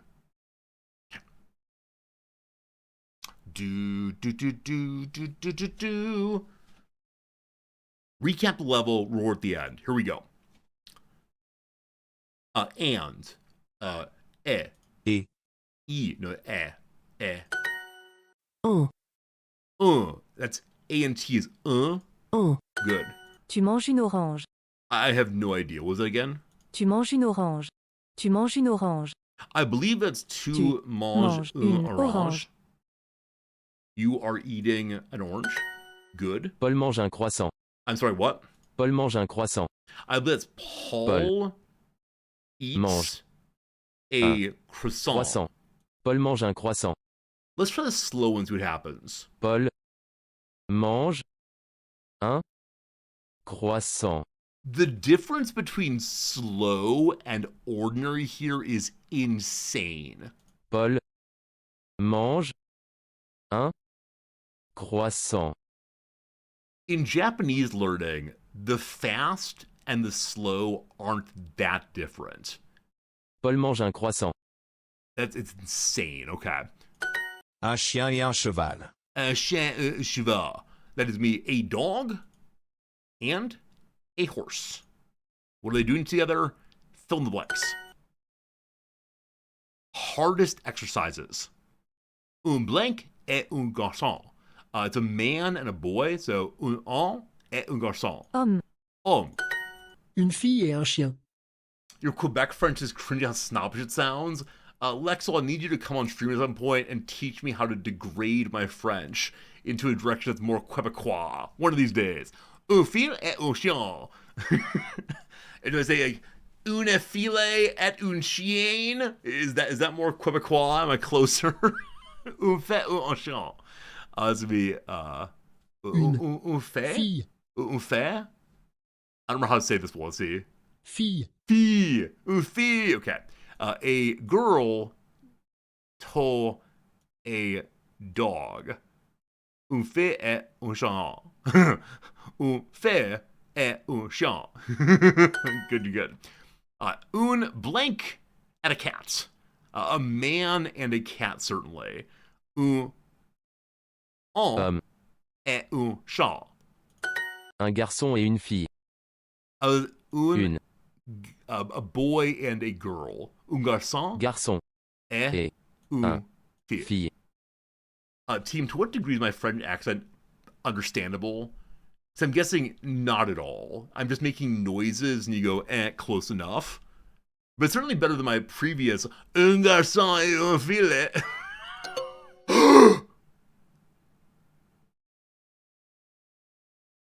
Oh, gender is backwards. Oh, I put the gen word backwards. The gen word backwards? Got it. Un homme, blank un chien. A dog and a man. Other direction. Et Fine, though. Good. tu es un chat. Tu es un chat. Tu es un chat. Tu es un chat. I think it's saying girl and... There's no and here, so they're not saying that. What are you saying? Tu es un chat. Okay. I'm sorry. Tu es un chat. Okay, you are es a cat. chat. Fritz, tu es un chat. Very good. Okay. Un blank et un chat. A woman or a girl, not sure which one, and a cat. Un fille et un chat. Un garçon et une fille. Un garçon Garçon et et une fille. A boy and a girl. Boy and fille. girl. Okay. We got through. Beam boom. 92%. Hey, Stoukami, thank you for bringing bravo. I'm glad to believe there. I'm pressing the T in et. I mean, et is what, Latin? Isn't it eh? Like et for and is eh? Am I saying et instead? Sorry. Words are hard, MK. We got it though. We maintained our streak for another day. Very good. Check. Can we make it to 7 days in a row? The answer is no. No, we can't. But we'll try our best anyway. Mission accomplished. XP boost. For the next 15 minutes, we get more French XP. That's going to waste off. We're not going to use it. Because we have to get back to our video game. To prove I'm a legend, I'm not a legend. I'm a novice. But look at that. Checkmark number 1. We're well on our way to particularly fluent French reading at the very least. No Virtue, you said you had a clip you wanted to show me of how hard this game goes. If you want to link it, I'll be happy to see it. But I will say, I will surely not be getting to this difficulty. And I will respond to your amazing gameplay with, you must have a lot of practice. Or you're actually cheating. Your choice. Are you in fact cheating? Let's see. Resorty pronounced Trenton. Trenton is a city in New Jersey, I believe, in the U.S. Is it Rehan? Rehan? No T's pronounced? Rehan? All right, so this is going to be our friend No Virtue making a fool out of us.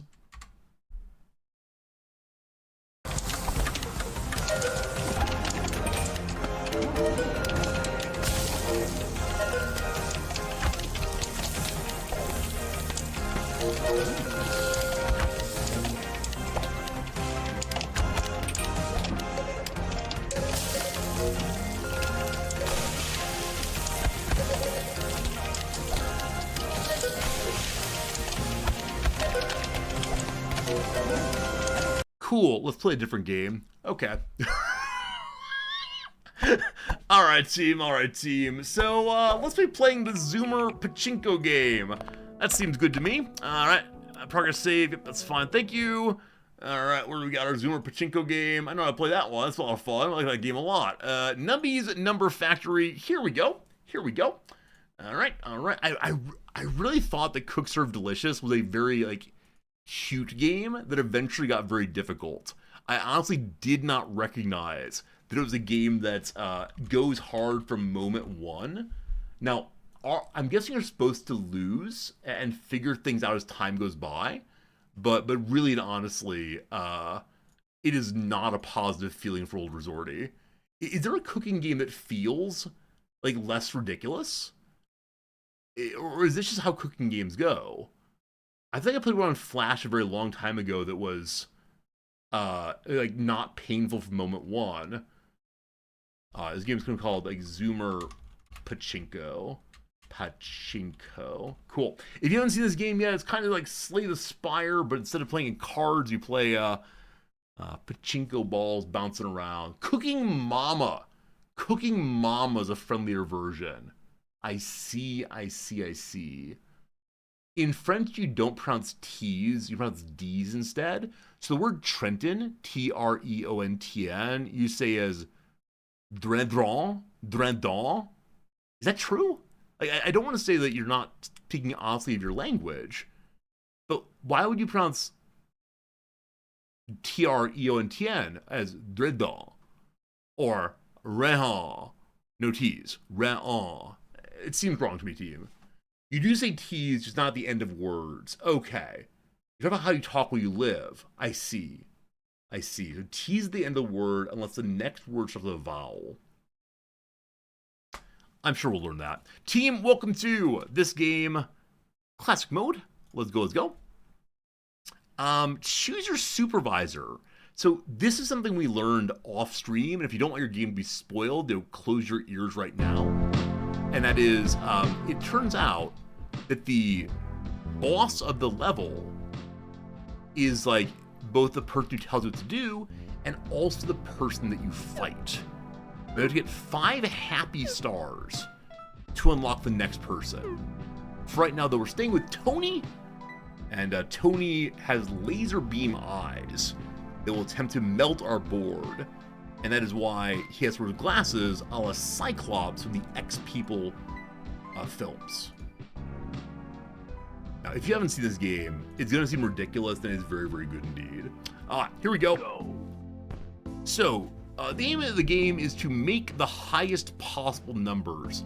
On every round, you have a number that you have to hit, and you hit it via a combination of bouncing this fellow, whose name is Nubby, off of balls. So our goal here is to get 8. So we have to hit 4 2s. Let's just bounce a while. There we go. Got 8. And then as you hit higher than the 8, you get more and more combination of the little balls. So we need 17 now. You can do the math. I don't know how math works, but we hit it, no problems. Also, on every single level, you can push the randomize button once, and that randomize button will move your buddies around. In this case, though, because the 16 is exposed, we'll start there, and we got over it. Good job. All right, eventually the numbers went crazy. You see they are going up more and more each level. Now the 16 down there, I want to go ahead and reshuffle. We'll bounce here. I'll go back and forth a while, and we'll miss for the first time. Okay, start here instead. And we barely get over, thank goodness. Welcome to the very first store, the Nubby Mart. We have 8 little gold coins here. Last time we made a really effective engine, we'll call it, for our ball clicking endeavors. I want to make a different one this time. We can't afford the flamethrower, unfortunately, which pops random pegs. We can choose Pedro. When we bounce off the wall, we get 1 peg pop, or the disguise glasses. When you pop the highest number peg, it pops 2 pegs instead of just the 1. So if you hit walls a bunch, more pegs. If you hit the highest number peg, you get 2 pops. I don't know how to bounce off the wall well. I wonder if there's synergizing items that cause you to bounce off the wall more often. I don't know. This game looks like something you played a computer class in the 90s. It does look that way. I'm sorry to say it's a brand new game, but it's absolutely lovely. We want to bounce off of walls. Let's go. If we hit the 32, we win instantaneously. Cool. We got a couple restocks. Restocks are when you go over the amount required by a fair amount. I think doubling it and then trebling it. And then they combine more times. Okay. I want to bounce off a wall, but I want to hit that 32 also. How do I do both? Go this way and hope for the best. Hey, it worked. Hey, it worked. Also, we got a very nice back and forth between two balls. Don't know how that happened, but awesome. So now we got sneaky snipers. When you pop the ghillie peg, it pops the highest number peg, but not itself. So the ghillie snipers at the bottom there, if you hit them, they'll pop the 32. We reorganize them, one comes to the top, we hit that, and we get a ton of points. They restock repeatedly, combine, no problem. Next level, we have a star thing. I don't recall what star things are, but we'll see after this level. No ghillies this time. We do want to get back to bouncing off the wall, but 64 seems important, so we'll try to hit a corner where it bounces off. Awesome. Lots of points, one restock. The star is a loot bucket.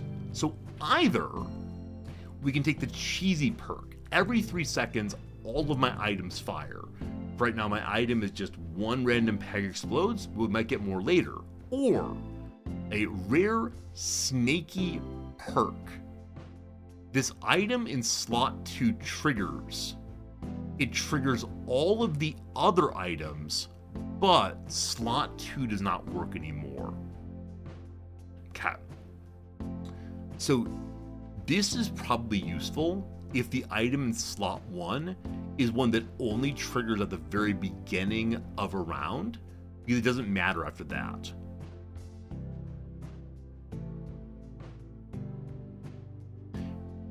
This one probably builds in more interesting ways, but I'm scared of it. So we're gonna take the cheesy perk. Just every 3 seconds, get one more pop, and that's good. All right, 64 into the wall. There we go. More than double.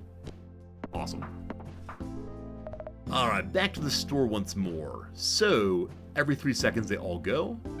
We can get the uranium rod. When you pop a peg, the first one, so this would have been good with the other item. Nubby emits a burst of nuclear waste, which pops all the other pegs. Or the cactus. When you pop 5 pegs, a quill drops to pop 1 more. Or Squirmy. I really enjoyed Squirmy. We actually built around Squirmy last time. So it's every 5 pegs you pop, you get 5, then 10, then 15, etc. I'm going to reroll and see what we can get. We have 10 points. If we had 12, I'd buy 2 of these to combine into a level 2. Instead, though, we see, wow, an inflatable dolphin. Dolphin. Oh, did I miscount HPG? Oh, also 3 seconds. HPG, you're right. I forgot I had the cheesy perk. So the dolphin summons a confetti ball that emits 5 streams of confetti when it pops. Pegs pop by confetti give 120% of their number. So I can sell Pedro to get the dolphin. Is when Nubby dies. So when you hit the ground, then this one goes. If you have multiple Nubbies due to like a multi-ball, this goes off repeatedly. Okay, I'm gonna sell you and take dolphin and see how this one works out. So it's every 3 seconds we get the confetti, it looks like, and then also when Nubby dies. Let's see how it goes. So no longer walls. Now just bounce around for as long as possible. 1 second. There we go. Whole bunch of points. Not the ones I sorry, 3 seconds in the death one. The 128 there, I'd love to have on top. This corner should allow us to bounce around for a while, we'll see. Straight down. That said, the ball and confetti got us through. Now, there's arguments for not clearing immediately, like for wasting lives to get more and more points and other things, but we'll see. So once again, Sneaky Sniper, when you destroy it, it pops the biggest one.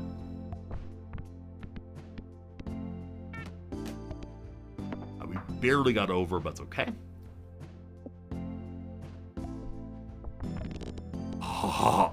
Oh, when they go together, so good, so good. We only got 3 seconds on that one. Like, if we can stay to 6 seconds, that'd be huge. She gets second proc on that, but I don't actually know how to maintain bouncing for a long time. Let's find a way to bounce straight up and down on something. That was not a good decision. We still passed. I was hoping we'd bounce hard enough off the wall that we would have an opportunity to bounce back and forth more, but we kind of lobbed on the wall instead. Okay, if we want to, we can go ahead and grab a key here. The key gives access to a special room at the next store that gives special items. We found a really fun one of those at one point in the past, but this time, I'm not sure. The random ones really can be a wide variety of items, so you know what? Let's go for the store. We got our special key. Also, I should change the game we're playing over on the YouTube side. Hello, YouTube viewers. You're real. I appreciate you. What game are we playing now? Nubby's Number Factory. Awesome. And then probably whatever special items we get in a bit will be the one that we build our whole match around. It's Switch's key, black market next time. I believe we need to get a whole bunch of money before we get to next door, but we'll see. Okay, on we go. Reset.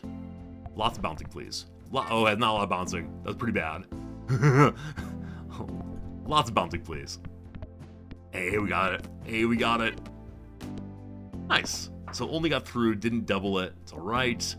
Can I go straight and bounce on you a few times? Well, not quite. A terrible ball, beach ball also, unfortunately. I tried again. Bounce straight on. Barely got through. Gold Rush. If you hit the ones that have nuggets on it, you get more money, which would be very good going into a store in 2 rounds. Gold on top, we're all about that.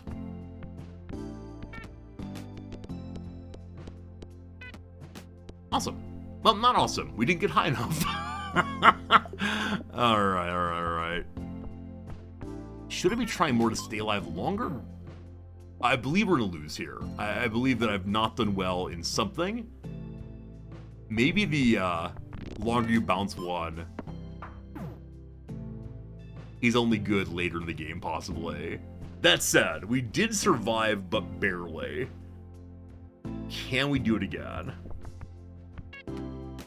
We cannot. The sun explodes. The world is over. Oh, cruel world. How has it come to this? Hello, Canis. What in the 90s this is a good smartphone game? I don't disagree. Also, I should mention, we had a conversation in the intro today. Sometime in the next couple weeks, I will be streaming a game that has moved from smartphones into browser. I will be getting paid for doing so. The game does not feel like my normal kind of game at all, and it does have microtransactions that can help you advance faster.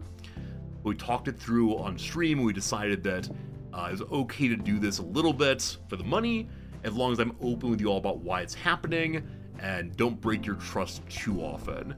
Hopefully you're on board with that. Just FYI. Just FYI.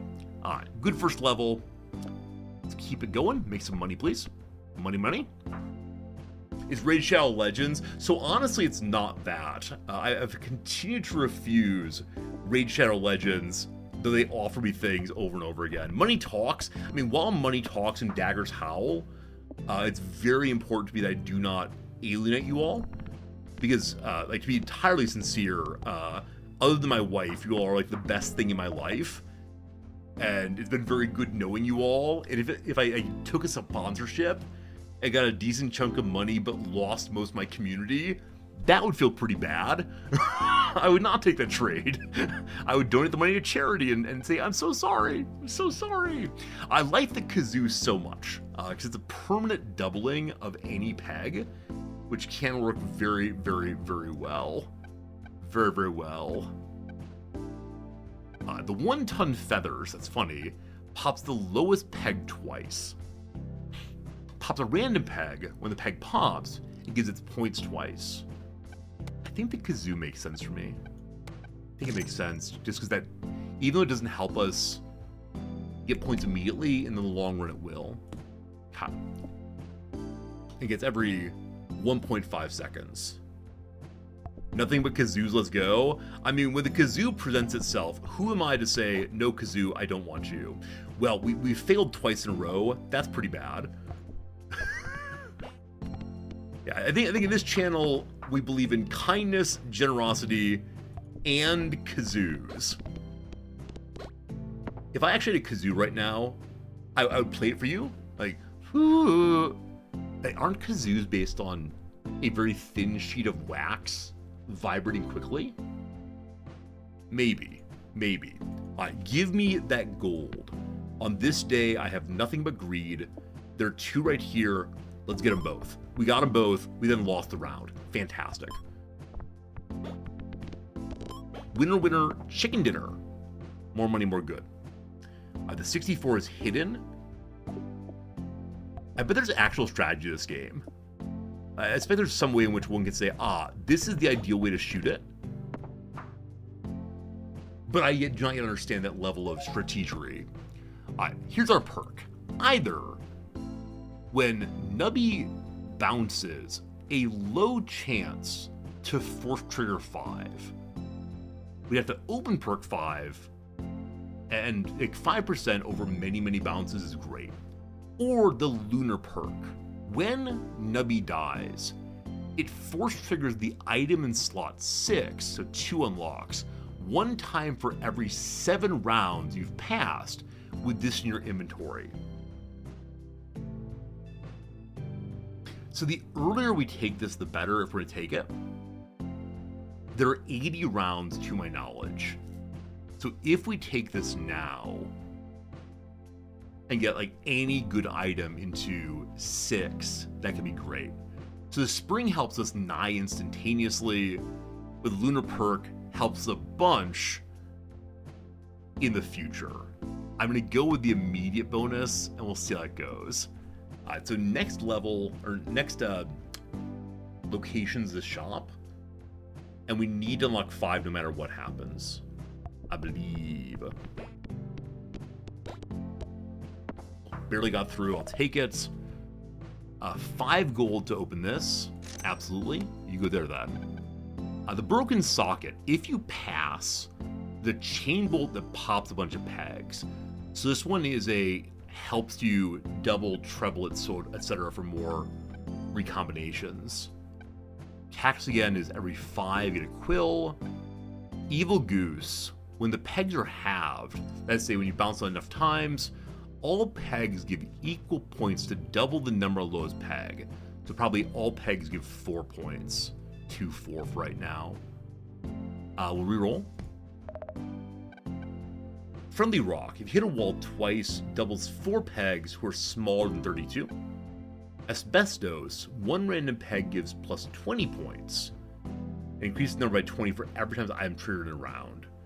So when you bounce on pegs enough, it gets more and more and more plus 20 on a random peg. I don't know what gives here. Like, 1 random peg gives plus 20. Does that mean if it's a 40, for example, gives 60 instead? Just for, like, every bounce? I don't know. Plastic Tree halves highest peg, doubles lowest peg 2 times. So in the fullness of time, the Plastic Tree is good for us.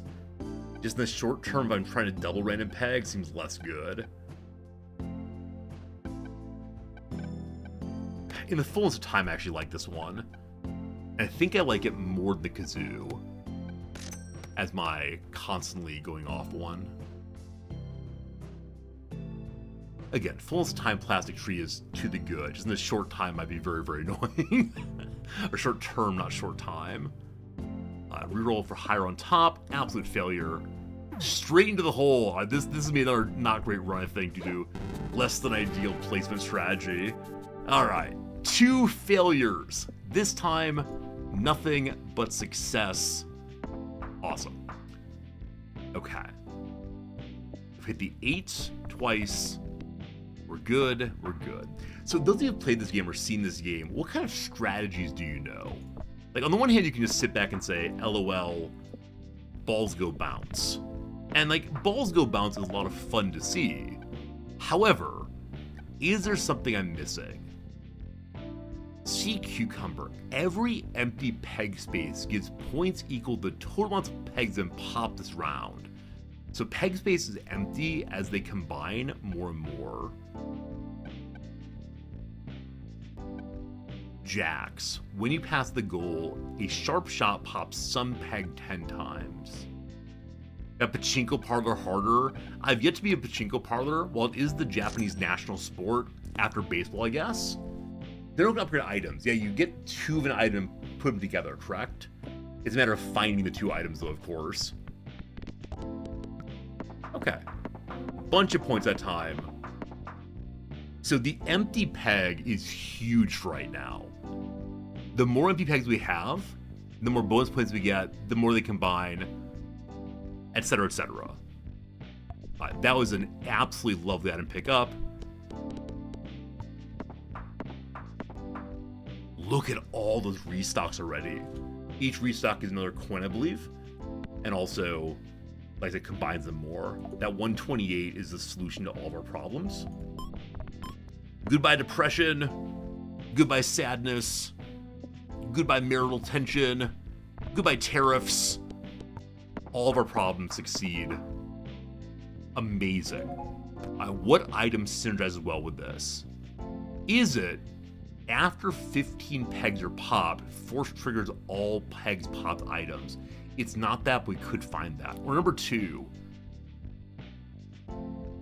when 10 pegs are popped, the leftmost item triggers and you lose 3% of total points.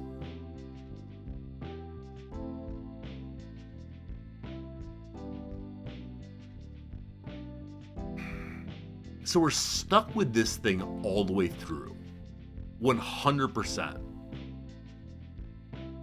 In the fullness of time, I like that phrase so much, the fullness of time. I'm sure it's biblical.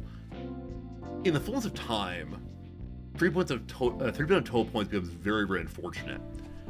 Because this one only, well, no. Points equal to pegs pop this round. I think that will cap out. Because amount of pegs, not value of pegs. But there's probably something better we can find to take that position. So again, losing 3% of points is just ridiculous potentially. It's every 10 pegs popped. Or I can skip and take money. I'm skipping. Probably one of those is really good, but I'm not quite clever enough to figure out which one. Double? Double? A double. Okay, 2 restocks then. I go with the dolphin. The dolphin's probably very good, but I struggled with it quite a bit. A peg halved, get random. I think the flamethrower is amazing. A random peg explodes, popping more nearby. Yes. Yes. I have a bunch more coins we're going to re-roll also. And this fellow, whose name's very upsetting to me, every time the board restocks this game, gain 15 points. When you first pop a peg, you get 345 points. Or the disguise. When you pop the highest number peg, it pops 2 others.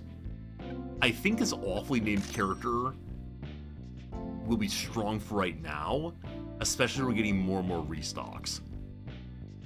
I think.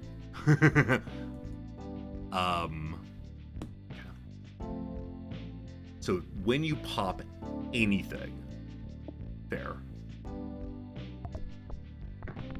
So we immediately doubled there based on the bunch of points. We need to get more restocks though, because while this is quite good right now, it's almost the entire round goal. It will become drop off pretty quick unless they have a bunch more restocks. +2. Good. And it's 5 per or 15 per, 30 more there. We're still keeping up with. This clears the entire round goal on first pop, I think. Okay, big gold's exposed.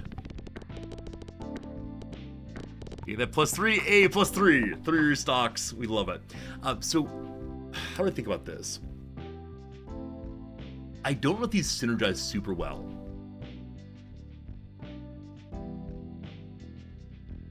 Again, the sea cucumber seems fairly weak after a while, because it only gives points based on open slots. 2x already. 3x. Okay, we're hitting at least 3x, and the +15 each time's amazing. I occasionally wonder if I get like baited into noob traps here. If there's certain items that say, "Oh, it's be so good," and it's just not. All right, up to 22 money. We are rich. The gold can be from 1 to 10. We spent 6. We get. This is me actually gambling. We get 4. I lost 2 money.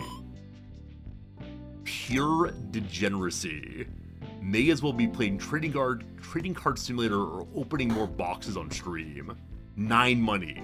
So +3 minus 1, +3 minus 2. We're still up. Oh, speaking of which, would it be a good idea for us to take the upcoming money from my somewhat suspicious stream sponsorship and spend it on buying more boxes of trading cards to open? Is this a good idea or a bad idea? Like, maybe I should save half of it and use the other half to delight you and me. It's far too fun. We're continuing to gamble here. Who can say? 10! I think we've hit enough of the high gold. We're good. What's the random item? 85% chance of a basic item. Low chance of a great one. What do we get? We get a friendly rock. If you hit the wall twice, it doubles lower value pegs. So no reason not to take it. At some point, we may end up selling it off. That's good. I'll go ahead and buy the key. And I don't have a good feeling at last gold there, and there's no bonus for... Oh, the key capsule is considered evil. Oh, the black market is evil. I had no idea. I thought it was just black market. Like, maybe in this time of the Overlord with his laser eyes here, the black market is a good thing. Who knows? There's no bonus for emptying the entire game, though, so we're going to skip that. Okay. We want to hit the wall twice. That's the only thing that really matters here. Here we go. +3. Nice. Okay. Round 16. Next level free item. Want to hit the wall twice. That 512 is more important, though, I believe. Only got through 1 restock. Fantastic, though. We have so much gold that the gold rush doesn't matter to me that much right now. I'm gonna hit the wall this direction, I believe. As every time or only first time? Every time it's the wall twice. And this only doubles the low value ones, so we will be selling this soon. Also, I want to see what kind of value me off the sea cucumber now. I don't think that much. There aren't that many pegs to pop. Mysterious door. What is the evil item we can get? Number 1, Jake the Snake. The first item peg that's popped, you have a 50% chance to double all of the pegs. Holy cow.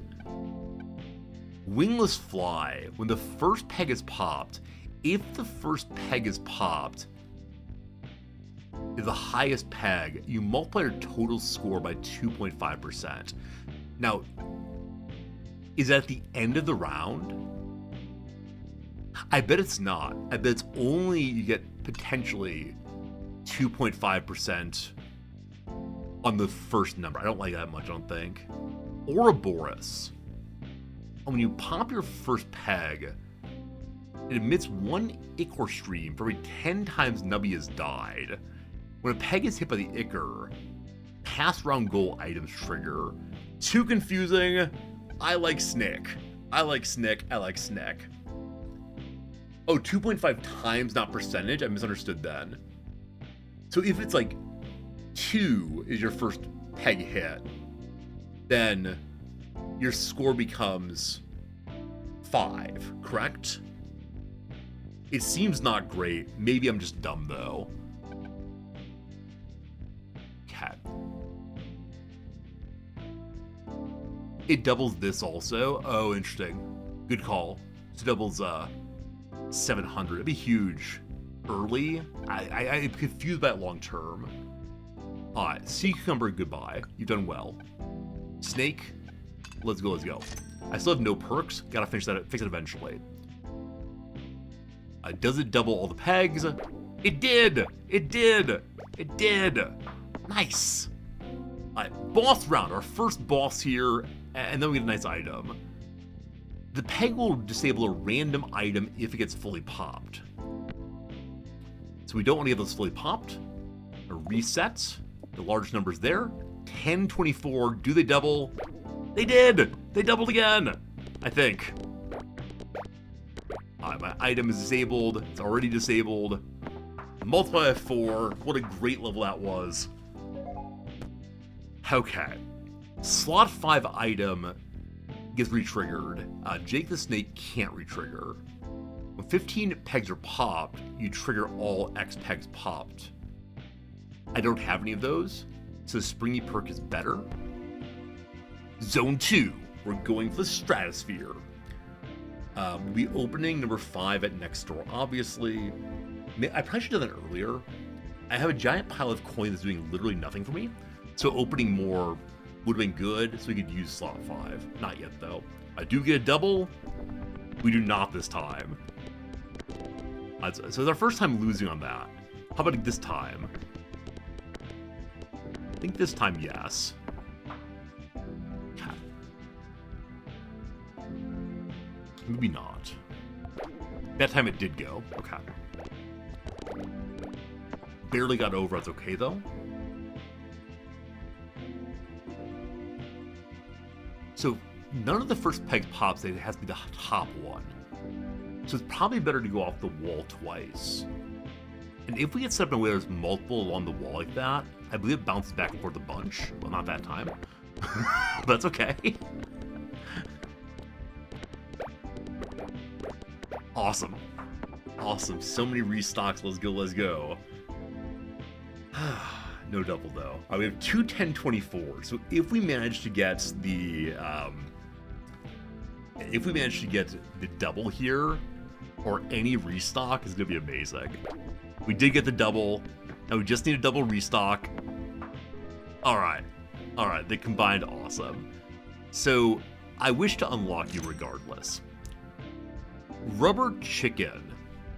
Every half second that Nubby is alive, summon an egg missile that falls from the sky and causes an explosion that pops a row of pegs. Sounds fun, honestly.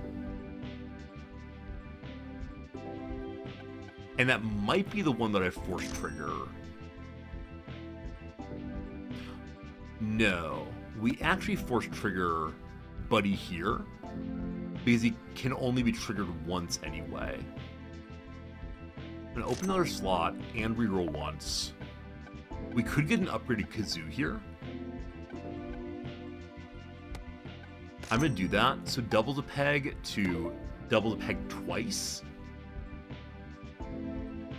Well, I like having that one fire repeatedly. I believe getting the free points is better right now. And I'm gonna save my money past that. Okay. No one cares about hitting the highest one first, correct? Let's use Egg Missile. Could be amazing. Yep, this dropped down. Seems good. Can Pre-restock.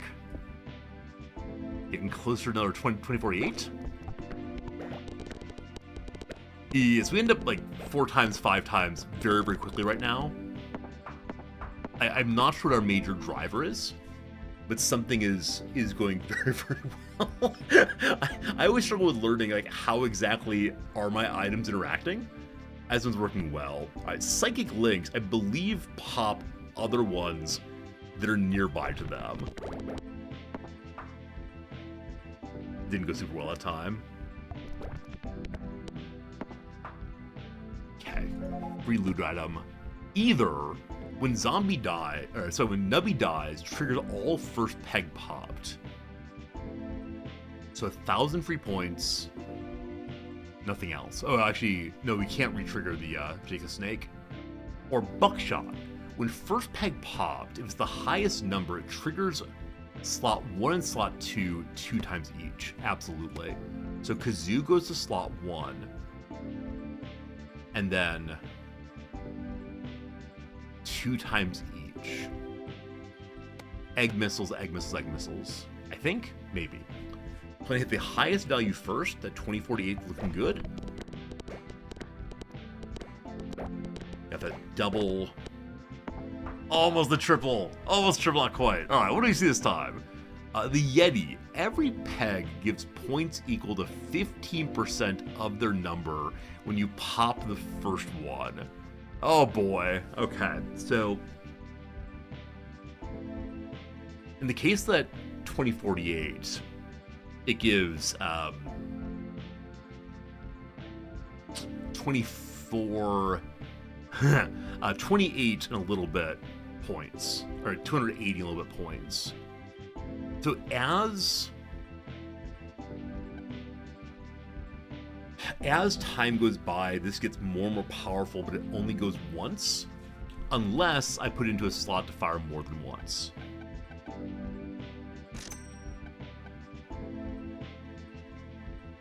I think I prefer that over the chicken reshooting. And we can trigger it over and over again for more points. I think that's very, very good. Okay, we have 3 left. We can't really afford much else right now. The cafe always shows you, like, here's some special bonuses. Gain 1 coin for every strawberry eaten during the game. So we have 3 for 1 right now, but this eventually ends up being 3 for 7. That seems pretty good. Okay. On we go then. Is this the one? Is this the time we actually win? Let's see. So we now want... We don't have a hit the highest one first. We do have a hit the highest one first now. All right, so ideally want to hit the 4096 first. It's not going to happen this time. That's okay. Everything doubled. Huge. So we have It didn't double that time, unfortunately. We have nice back and forth bouncing, though. Mayhem! The peg will explode and pop 8 pegs in a cross pattern when popped the first time. Pure mayhem. We can hit the highest one first this time. Awesome. This game's so fun. I love this game. I don't know why I love this game. We got to 18x, 20, 35x. I don't even know what happened. But look at all those restocks. Holy cow. Our top one is now 16,000. Does anyone know what happened in that one for all the numbers to go absolutely nutso? I think we got a nice bouncing back and forth. I have no idea, though. Craziness. We can double the flamethrower. Don't mind that at all. I'm gonna re-roll.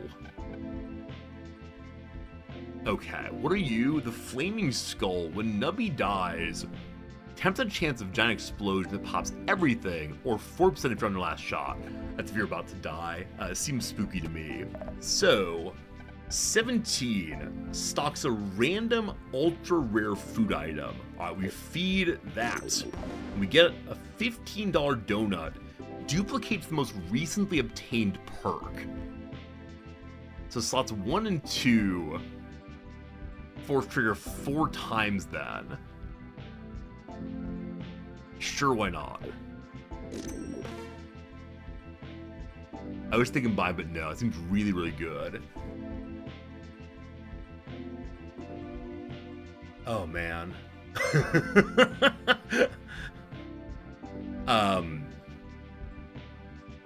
Is the kazoo... A random peg explodes and pops 12 nearby pegs. Do I prefer the doubler or do I prefer more popping? I think I prefer the doubler still. I think? Ooh, I don't know. Gotta keep going though. Front button. On we go. This is a very simple game in some measure, but it's really fun. Top one is currently the 16,000, which is right on top. Awesome. Okay. On the first bounce, we'd already passed that time. Do the same thing again. Great. I mayhem again. These explode when you pop them fully. The big one's exposed. Oh, I missed that time. It's fine. We've been bouncing back and forth quite a bit. Okay. We're up to an 80 or 8,000. So if it doubles, we'll then be able to combine those two. So ideally, we want to have 2 restocks this time if we can. Almost. Ah, there we go. Okay, so now we have a really interesting combination on that. We have 9 points. We'll take the free reroll first, I believe. The E block. When the force trigger is... Sorry, when an item is force triggered, it transfers the force trigger to the item left to you. Has a 15% chance to add an additional force trigger. So if it's in slot 5, it can force trigger what's next to it and might go an extra time. So it by itself does nothing other than possibly force triggering what's next to it.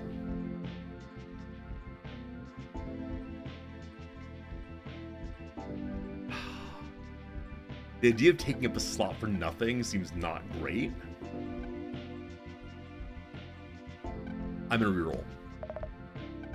We can double up this buddy. So we get 5,000 points now when the first peg is popped. Good. I think getting rid of the rock might be right indeed, HPG. I'm not bouncing at all. And you're right, my pegs are all very low value now. So we'll get rid of that next. If we sell it, we get 4 money. No. I think I'm going to save it for right now, but you're absolutely right, next turn we should get rid of that HPG. I don't mind like suggesting this game at all. If any of you are holding back with like Resorty, I want to tell you to do X, but please, you're welcome to tell me whatever you think. Yeah, we're not bouncing at all. It's doing basically nothing. Huh, I thought we had the combination we needed to get the 8192 up to a 16 also. Sorry about that? No, nothing to be sorry about, HPG. Like I said, it's totally cool. I said, you are absolutely correct. Thank you for saying that. Nothing to apologize for. Shell-shocked! Boss number 2. If you hit it once, it breaks. So, what's on should be low value ones ideally, because we can only get 1 use of them. That's fine.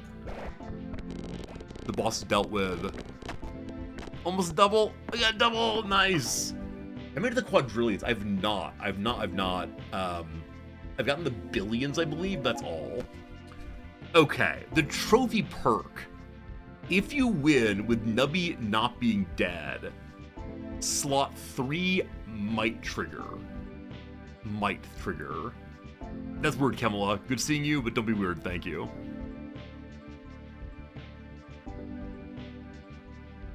Okay, I don't think I care that right now. If you pop 10 pegs, the leftmost force trigger that you lose 3%. I should purge that, I think. Yeah, your message is weird, my friend. I'm glad you're here, but, you know, let's not make it political in a dumb way. Political in a smart way, I like. Cool. I didn't like the 3%. It's true. The 3% gets worse and worse and worse. But that doubler though. I mean, I think it would be good if we had something that would produce more than 3% of the points with the pop. I think we're gonna skip both of these. Welcome to the moon. I've got one more combine. These 8,000s become 16. That'd be cool. I know 16 first this time, so whatever. Oh shoot, you know what? I can't just say whatever on that. I need to hit the highest first, because the buckshot only goes to the highest hits first. So, there's the buckshots. Yes, buckshot good. Buckshot very good. No buckshot bad. We're at 32,000 now. There you go. Okay. Reroll even more hidden, unfortunately, so no buckshot this time. We will still pass, but not by a lot. 623,000 that time. Wow. That was pretty good. Wow. The crazy straw. We want to get rid of the rockless turn. The crazy strawberry 10 popped. Summon one straw that pops one peg. Pegs pop with the straws give more. What is this game? How did anyone come up with this game at all? It's so ridiculous. Pegs pop by straws give an additional 7 of their number. Gains 5 for every time I've jumbled pegs. I've done that quite a bit. I'm going to continue jumbling. I don't think that any of these are great right now, except for maybe the straw. Is that true? That's not true. We roll. Okay, so the flamethrower is definitely better than the bouncer. The more squirmy we get, the higher it becomes against flat points. So every 5 pop gives 5 points for the round. If we pop a bunch, it climbs and climbs and climbs. I need to buy something here, obviously. I'm gonna look at the cafe. Get one more reroll. If you're less than 5 lives, I don't. Okay, I'm gonna eat the pickle rat and reroll and see what we get. So 2 of these, the monstrosity. If Nubby alive summons a meat orb that floats around and pops pegs, they die when Nubby dies. Okay, because we can get 2 of these. A disease orb instead of the meat orb. What's the difference? I don't know, but the immediate double seems so nice. And then we're gonna eat the strawberry again. We now get 2 coins off of that. Next time it'll be neutral and then climb more and more past that. Awesome.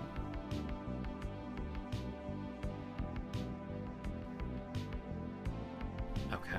Okay. It's getting a little silly. I want that 32,000. It is here. Maybe. Yeah, yes.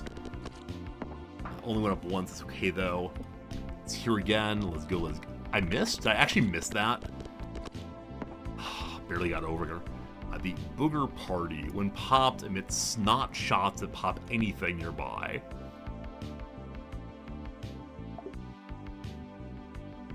Never lucky, unfortunately. Possibly gonna bounce off the wall on that one, but that double at least. Okay. Biggest one at the very bottom. Biggest one hidden again. We got that double. Awesome. That double's so huge, isn't it? Absolutely huge.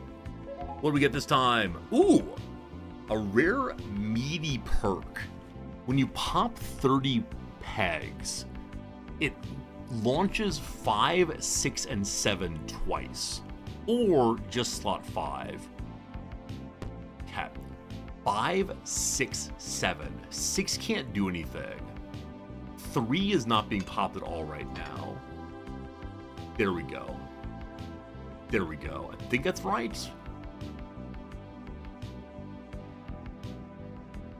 There's probably some better way to put it together. I just don't know the relative strengths, unfortunately.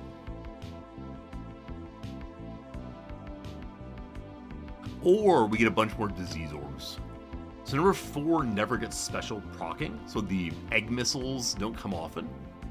That's okay though. Friends, it's time for an ad break. Another hour done. It's noon my time. I usually end right here, but I'm gonna do another hour probably because my beloved wife is not home today, and so I can't hang out with her too much. But I hope you're enjoying hanging out. Hope your weekend's going well. We'll see you in 3 minutes after the ad break. Between now and then we will, I don't know, what will we do? Different crossword a bunch.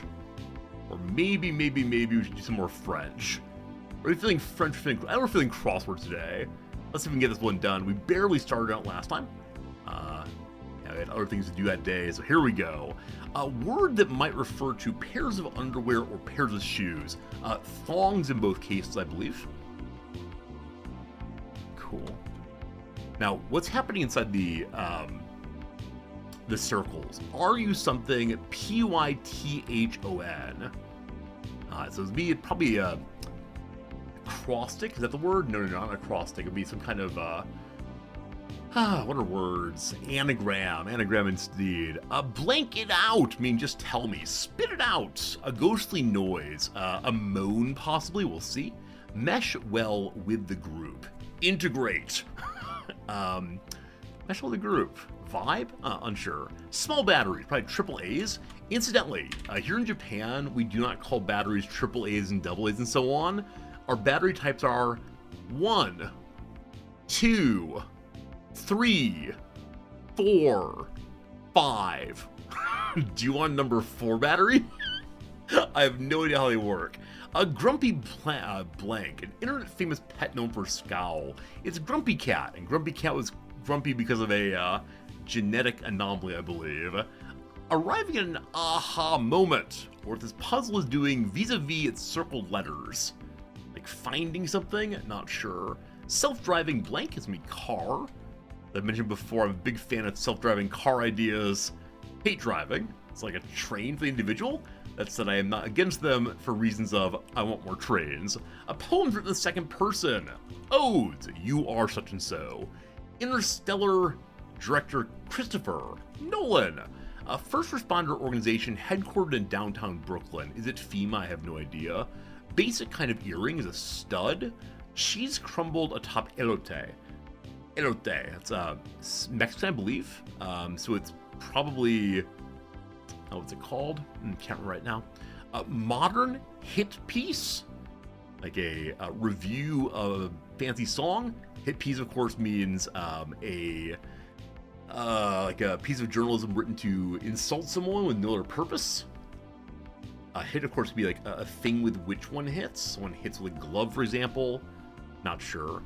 Bets that a stat will exceed the live. They're called overs. Buzzing like a crowd. A roar, I assume. Why are AAA batteries called double A's? I have no idea why. Absolute idea. More in Spanish. Moss. Collaboration. Working together, maybe. Post that describes a wall of text. TLDR. Maybe. It could also be a blog, possibly. A Minecraft block that's crafted from gunpowder and sand. The TNT. Decks used for fortune telling are tarot decks. A word and a second in command's title. Maybe aid. What's the down here? What some campsites are built to accommodate. Vans, I assume. Could be RVs also. So rant is too big. RVs? And so with that V there, can we finish this one out? Vice for second in command. Okay. I'm going to pause the game there and we'll return to it in an hour or so. Good. Back to my Nubby fun. Hello, Johnny. How's it going? Hello, everybody. We're doing well on this lovely Saturday. It's awesome hanging out with you. Our current driver of this thing is hit top one first. Also, with one more combined, we get a 64,000. That'll do, pig. That'll do. Got double there. Awesome. There's the restock. All right. So nothing here is better than my current, I believe.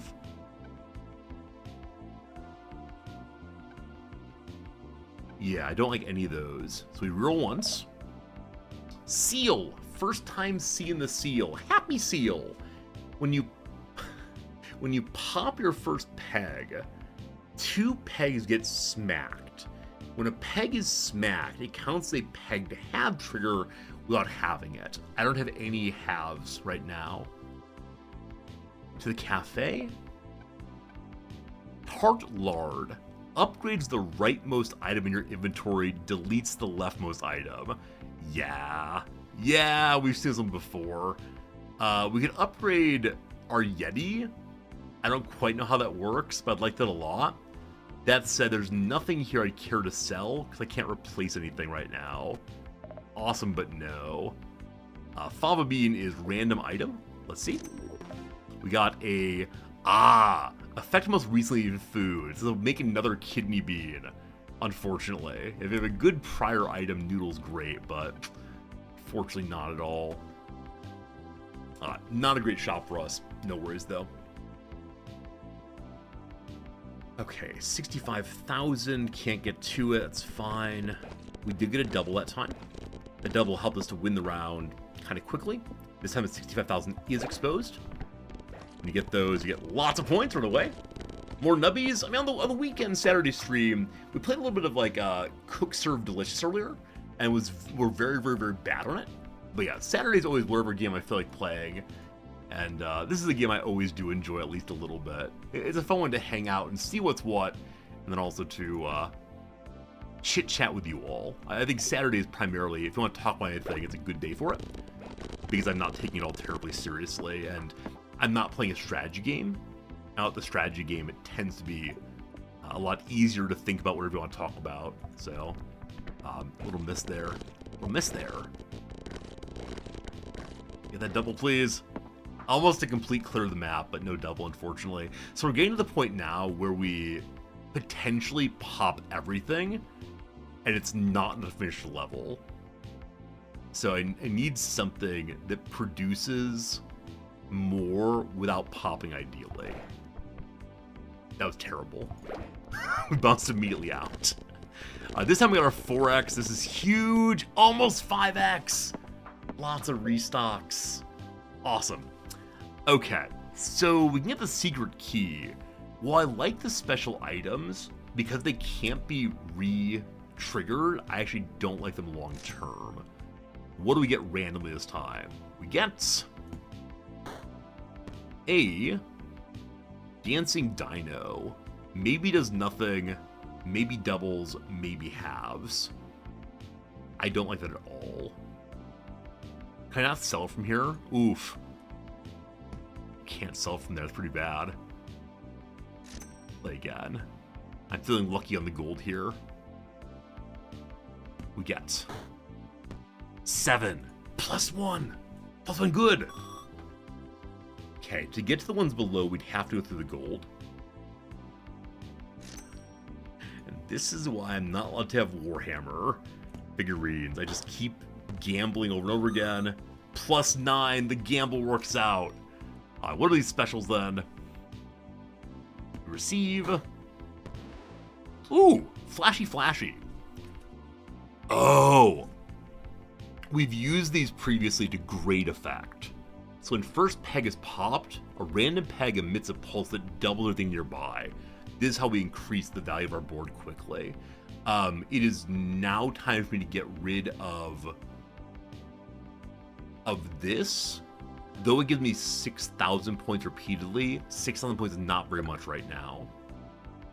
And so, is that where I want you to be? Hey, Big, how's it go, my friend? Hope you're doing really well.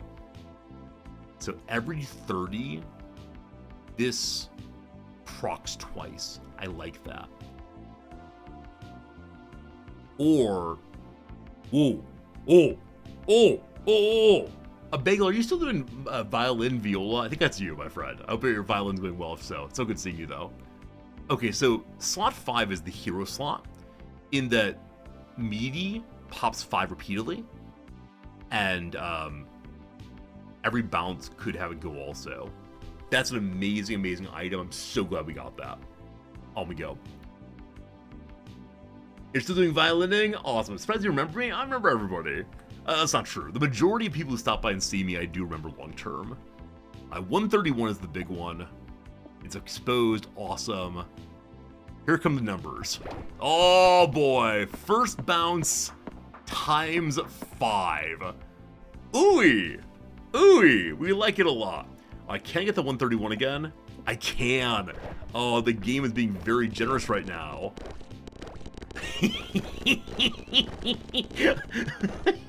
Almost a board clear. Almost a board clear.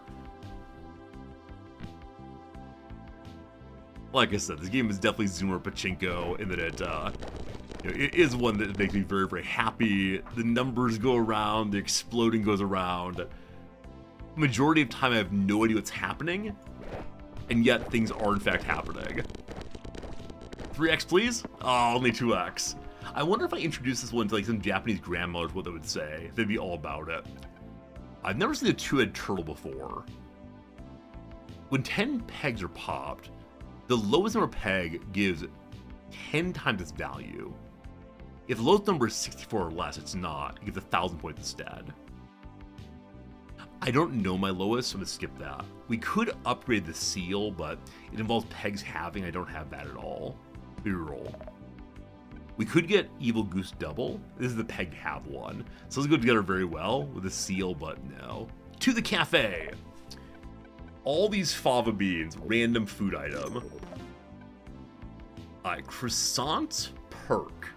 If the highest peg is popped, has an X% chance to force trigger the item in slot 3. We can't do slot 3. So we change those over. For every remaining life, it's a 20%. We have more than 4, so it's a guaranteed chance of number 3 popping. But only once.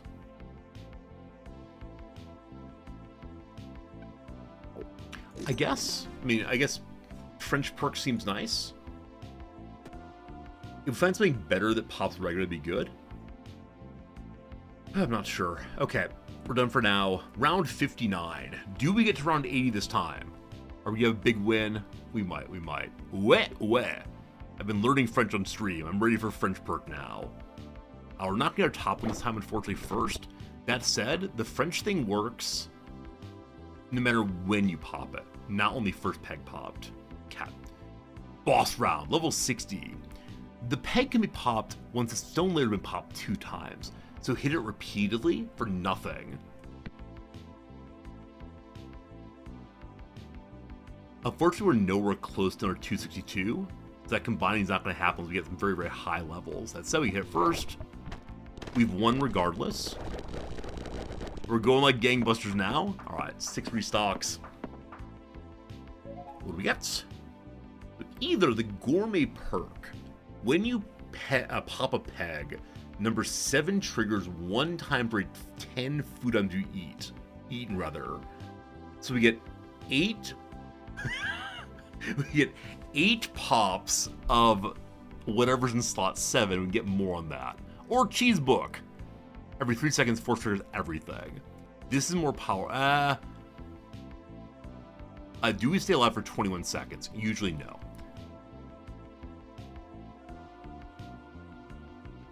So,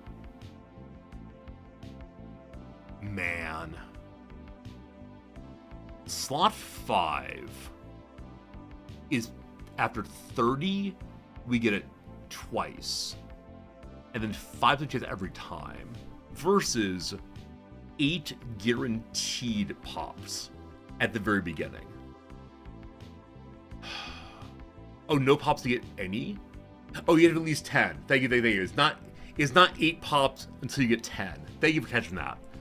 So it becomes powerful if I eat 2 more foods. Initially, it's useless. I'm gonna go ahead and do that. Welcome to Temple of the Sun. Maybe it was not a good choice, but it will become stronger.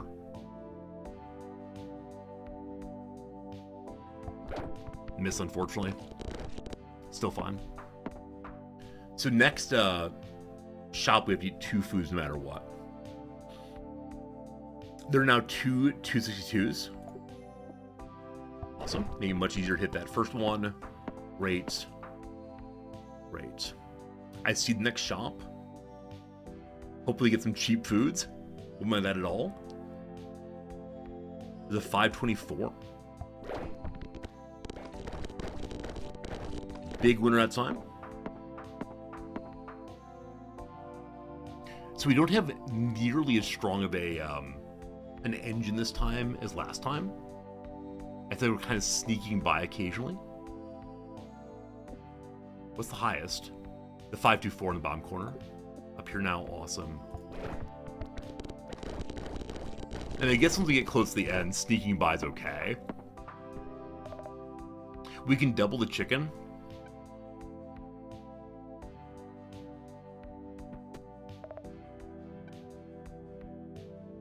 Okay, we can double the chicken and gets 10. Now we have more rerolls, but double chicken's fine. So every half second, we get an ostrich egg that pops a row and a column. That's very, very cool. Hey Zachary, what's this game? It's called Nubby's Number Maker. It's a ridiculously silly game with a really fun central mechanic, in my opinion. So, guaranteed... Okay, I misread, I'm sorry. Did I misread? I misread, sorry, this is a guaranteed 1 pop. I thought it was 1 per food eaten. No, it's only guaranteed 1 pop. So... anything is fine there. I need... the 3D glass has a chance of regular popping, so it's popping twice. So that's all good. Currently, there's nothing that... Sorry. Currently, the croissant perk guarantees pop slot 3. And it goes again every half second. Yeah, that's huge. That's huge. I like where it all is. We can reroll to see if there's anything worth getting. There's probably not.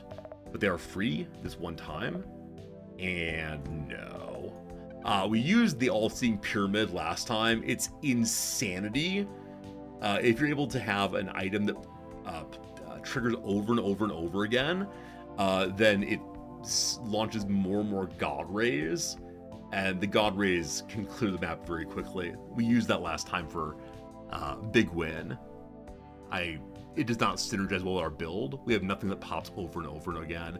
I mean, I guess the rubber chicken does. So every half second we're alive, that goes. And then it would fire 4 times. No, it involves like a remake. I guess I'll freeze. No, I'm not going to freeze it. We're going to go without it this time. I can't use the same build every time or I'll get very bored. Not hitting the big one first, unfortunately. Still worked out. For a large portion of playing this game, you can't even see what's happening. I'm all about it.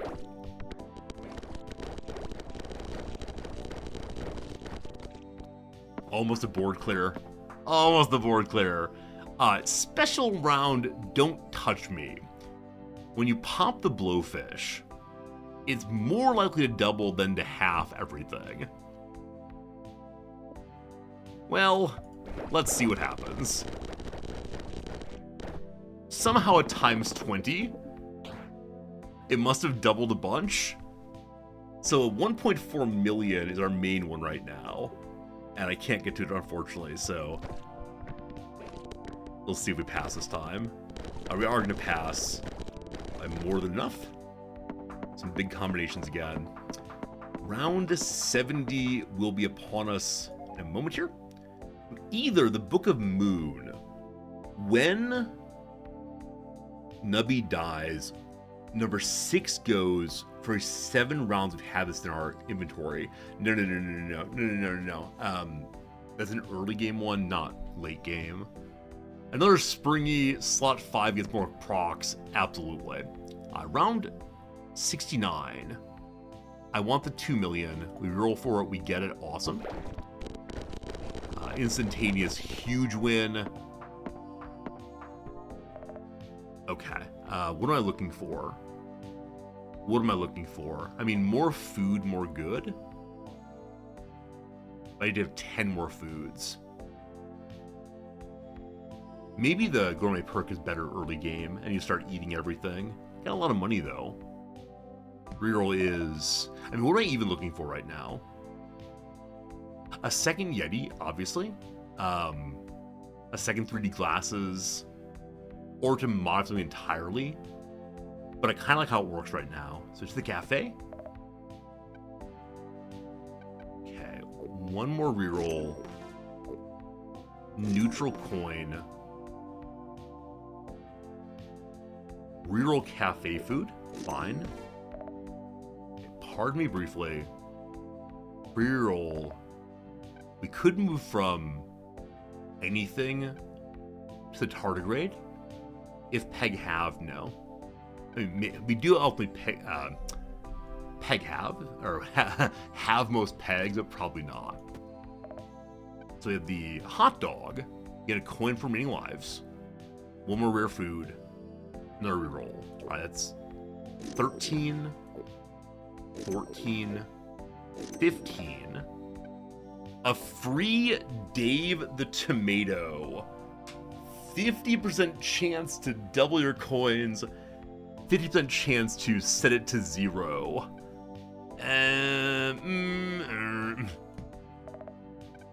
Lobster claw. Every item in the inventory gives points equal to a random peg's number. So 7 random peg number 3 seconds. And we could set it to combine. I think that's better than the flamethrower.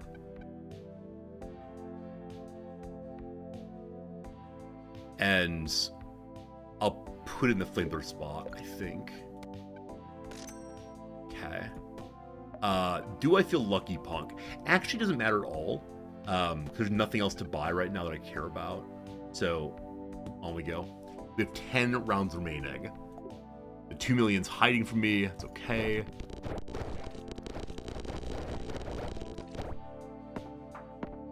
The lobster claw, I'm not sure it gave huge value. It's just confusing now.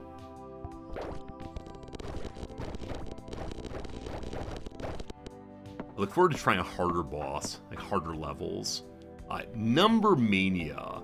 The peg multiplies your total points by 1.5 when popped for the first time.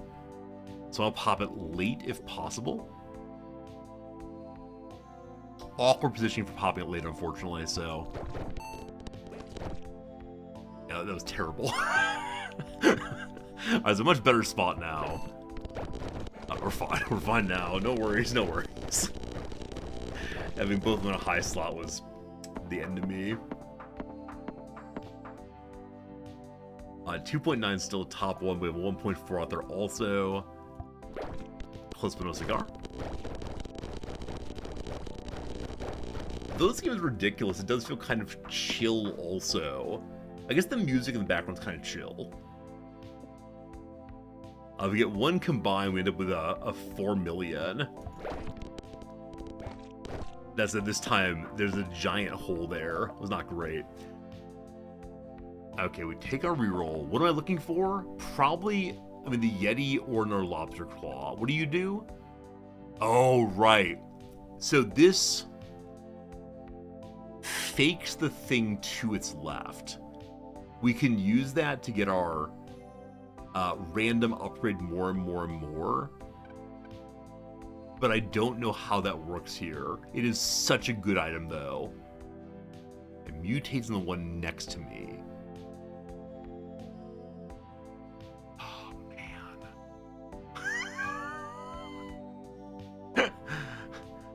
man.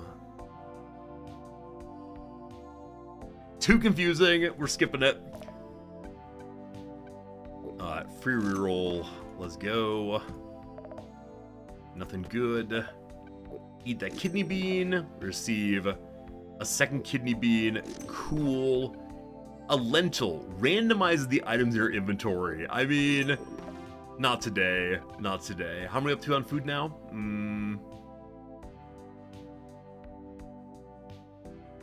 We have 20 now. So slot 7 triggers this a second time. Why are you in slot 6 instead of 7? I mean, I like having a bunch of the orbs that bounce around pop things from the very beginning. I think I'll stay with that. Okay. So we need to get 10 more. That's probably it, though. I think there's one more store till the end. Okay, 4 million.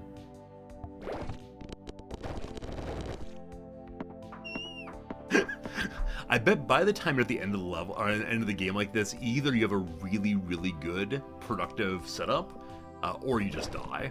Like, this seems... like, the numbers are getting kind of crazily high. I've been told that you can start getting billions and quintillions and so on. I haven't really seen that myself. Might be true. And probably higher level difficulties, you need to have that. Almost... maybe 100 million? Maybe 100 million? Alright, no 100 million, that's fine. Round 79, last store, and then the big boss is upon us. Upgrading the Yeti would make me very, very happy, but... +1 coin. You bring more food. +1 coin. +1 coin. Each you. So 1 coin for 5. And then a reroll. We're up to... we need 2 more foods. Not gonna happen, unfortunately. Okay. I'm gonna freeze the claw for no particular reason. Unfortunately, I don't have the money for it. And we'll be past the big boss in a moment here. We could go for endless mode, but we'll see how it goes. 1 more level, and then boss time.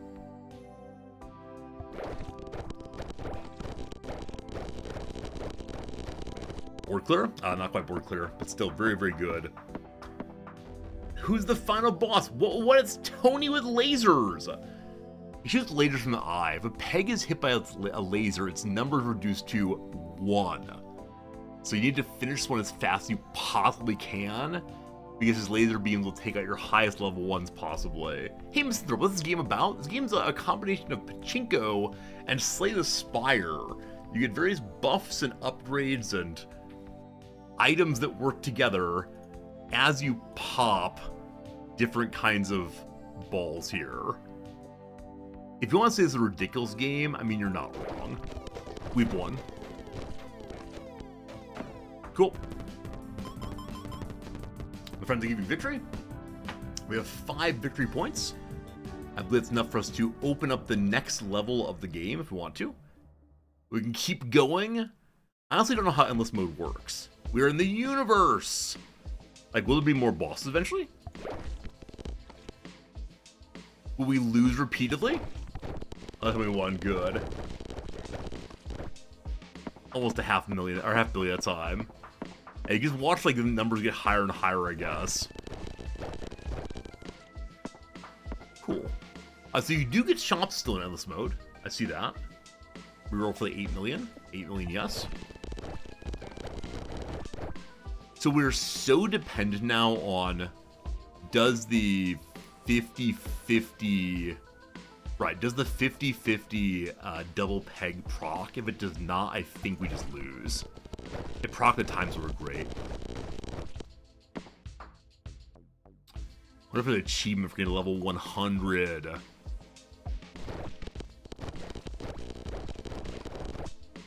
Didn't get that time. 3 nubbies remain. We're close. We're close. No, I think we're not strong enough to get through here. Like, the last run we had, where we had a really amazing setup where all the would pop every time, was absolutely right for going Eternal mode.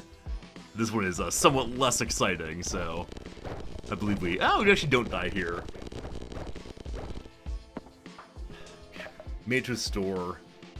I can now purchase my second lobster claw, which does what? Every 3 seconds, your inventory, every item in your inventory gives points equal to double the value of random peg number. It was the same before.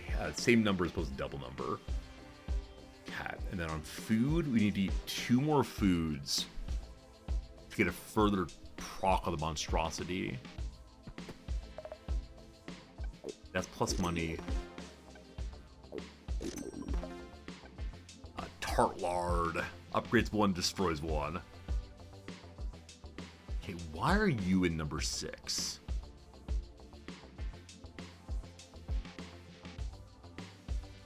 I think it's time for it to go to number 7 instead, which gives the pops 3 times. No. Yes. 1 second. Yeah, having 3 early, I think, is good for, like, if we get lucky at the millions, especially. I might switch those back. I like the idea of having a bunch of disease orbs move around. It's actually better. Actually, better to get the disease orbs because they bounce around consistently, and the sooner they go out, the more likely they are not to die. Because Nubby doesn't die early usually. Our free reroll, nothing right now. 1 shot left, 1 opportunity. Your moment, you own it. I'm gonna reroll, like, I can see the 8 million. It's much easier here. Barely over, good. 86. Next one, we get a free item. Please. Let me have this beautiful moment.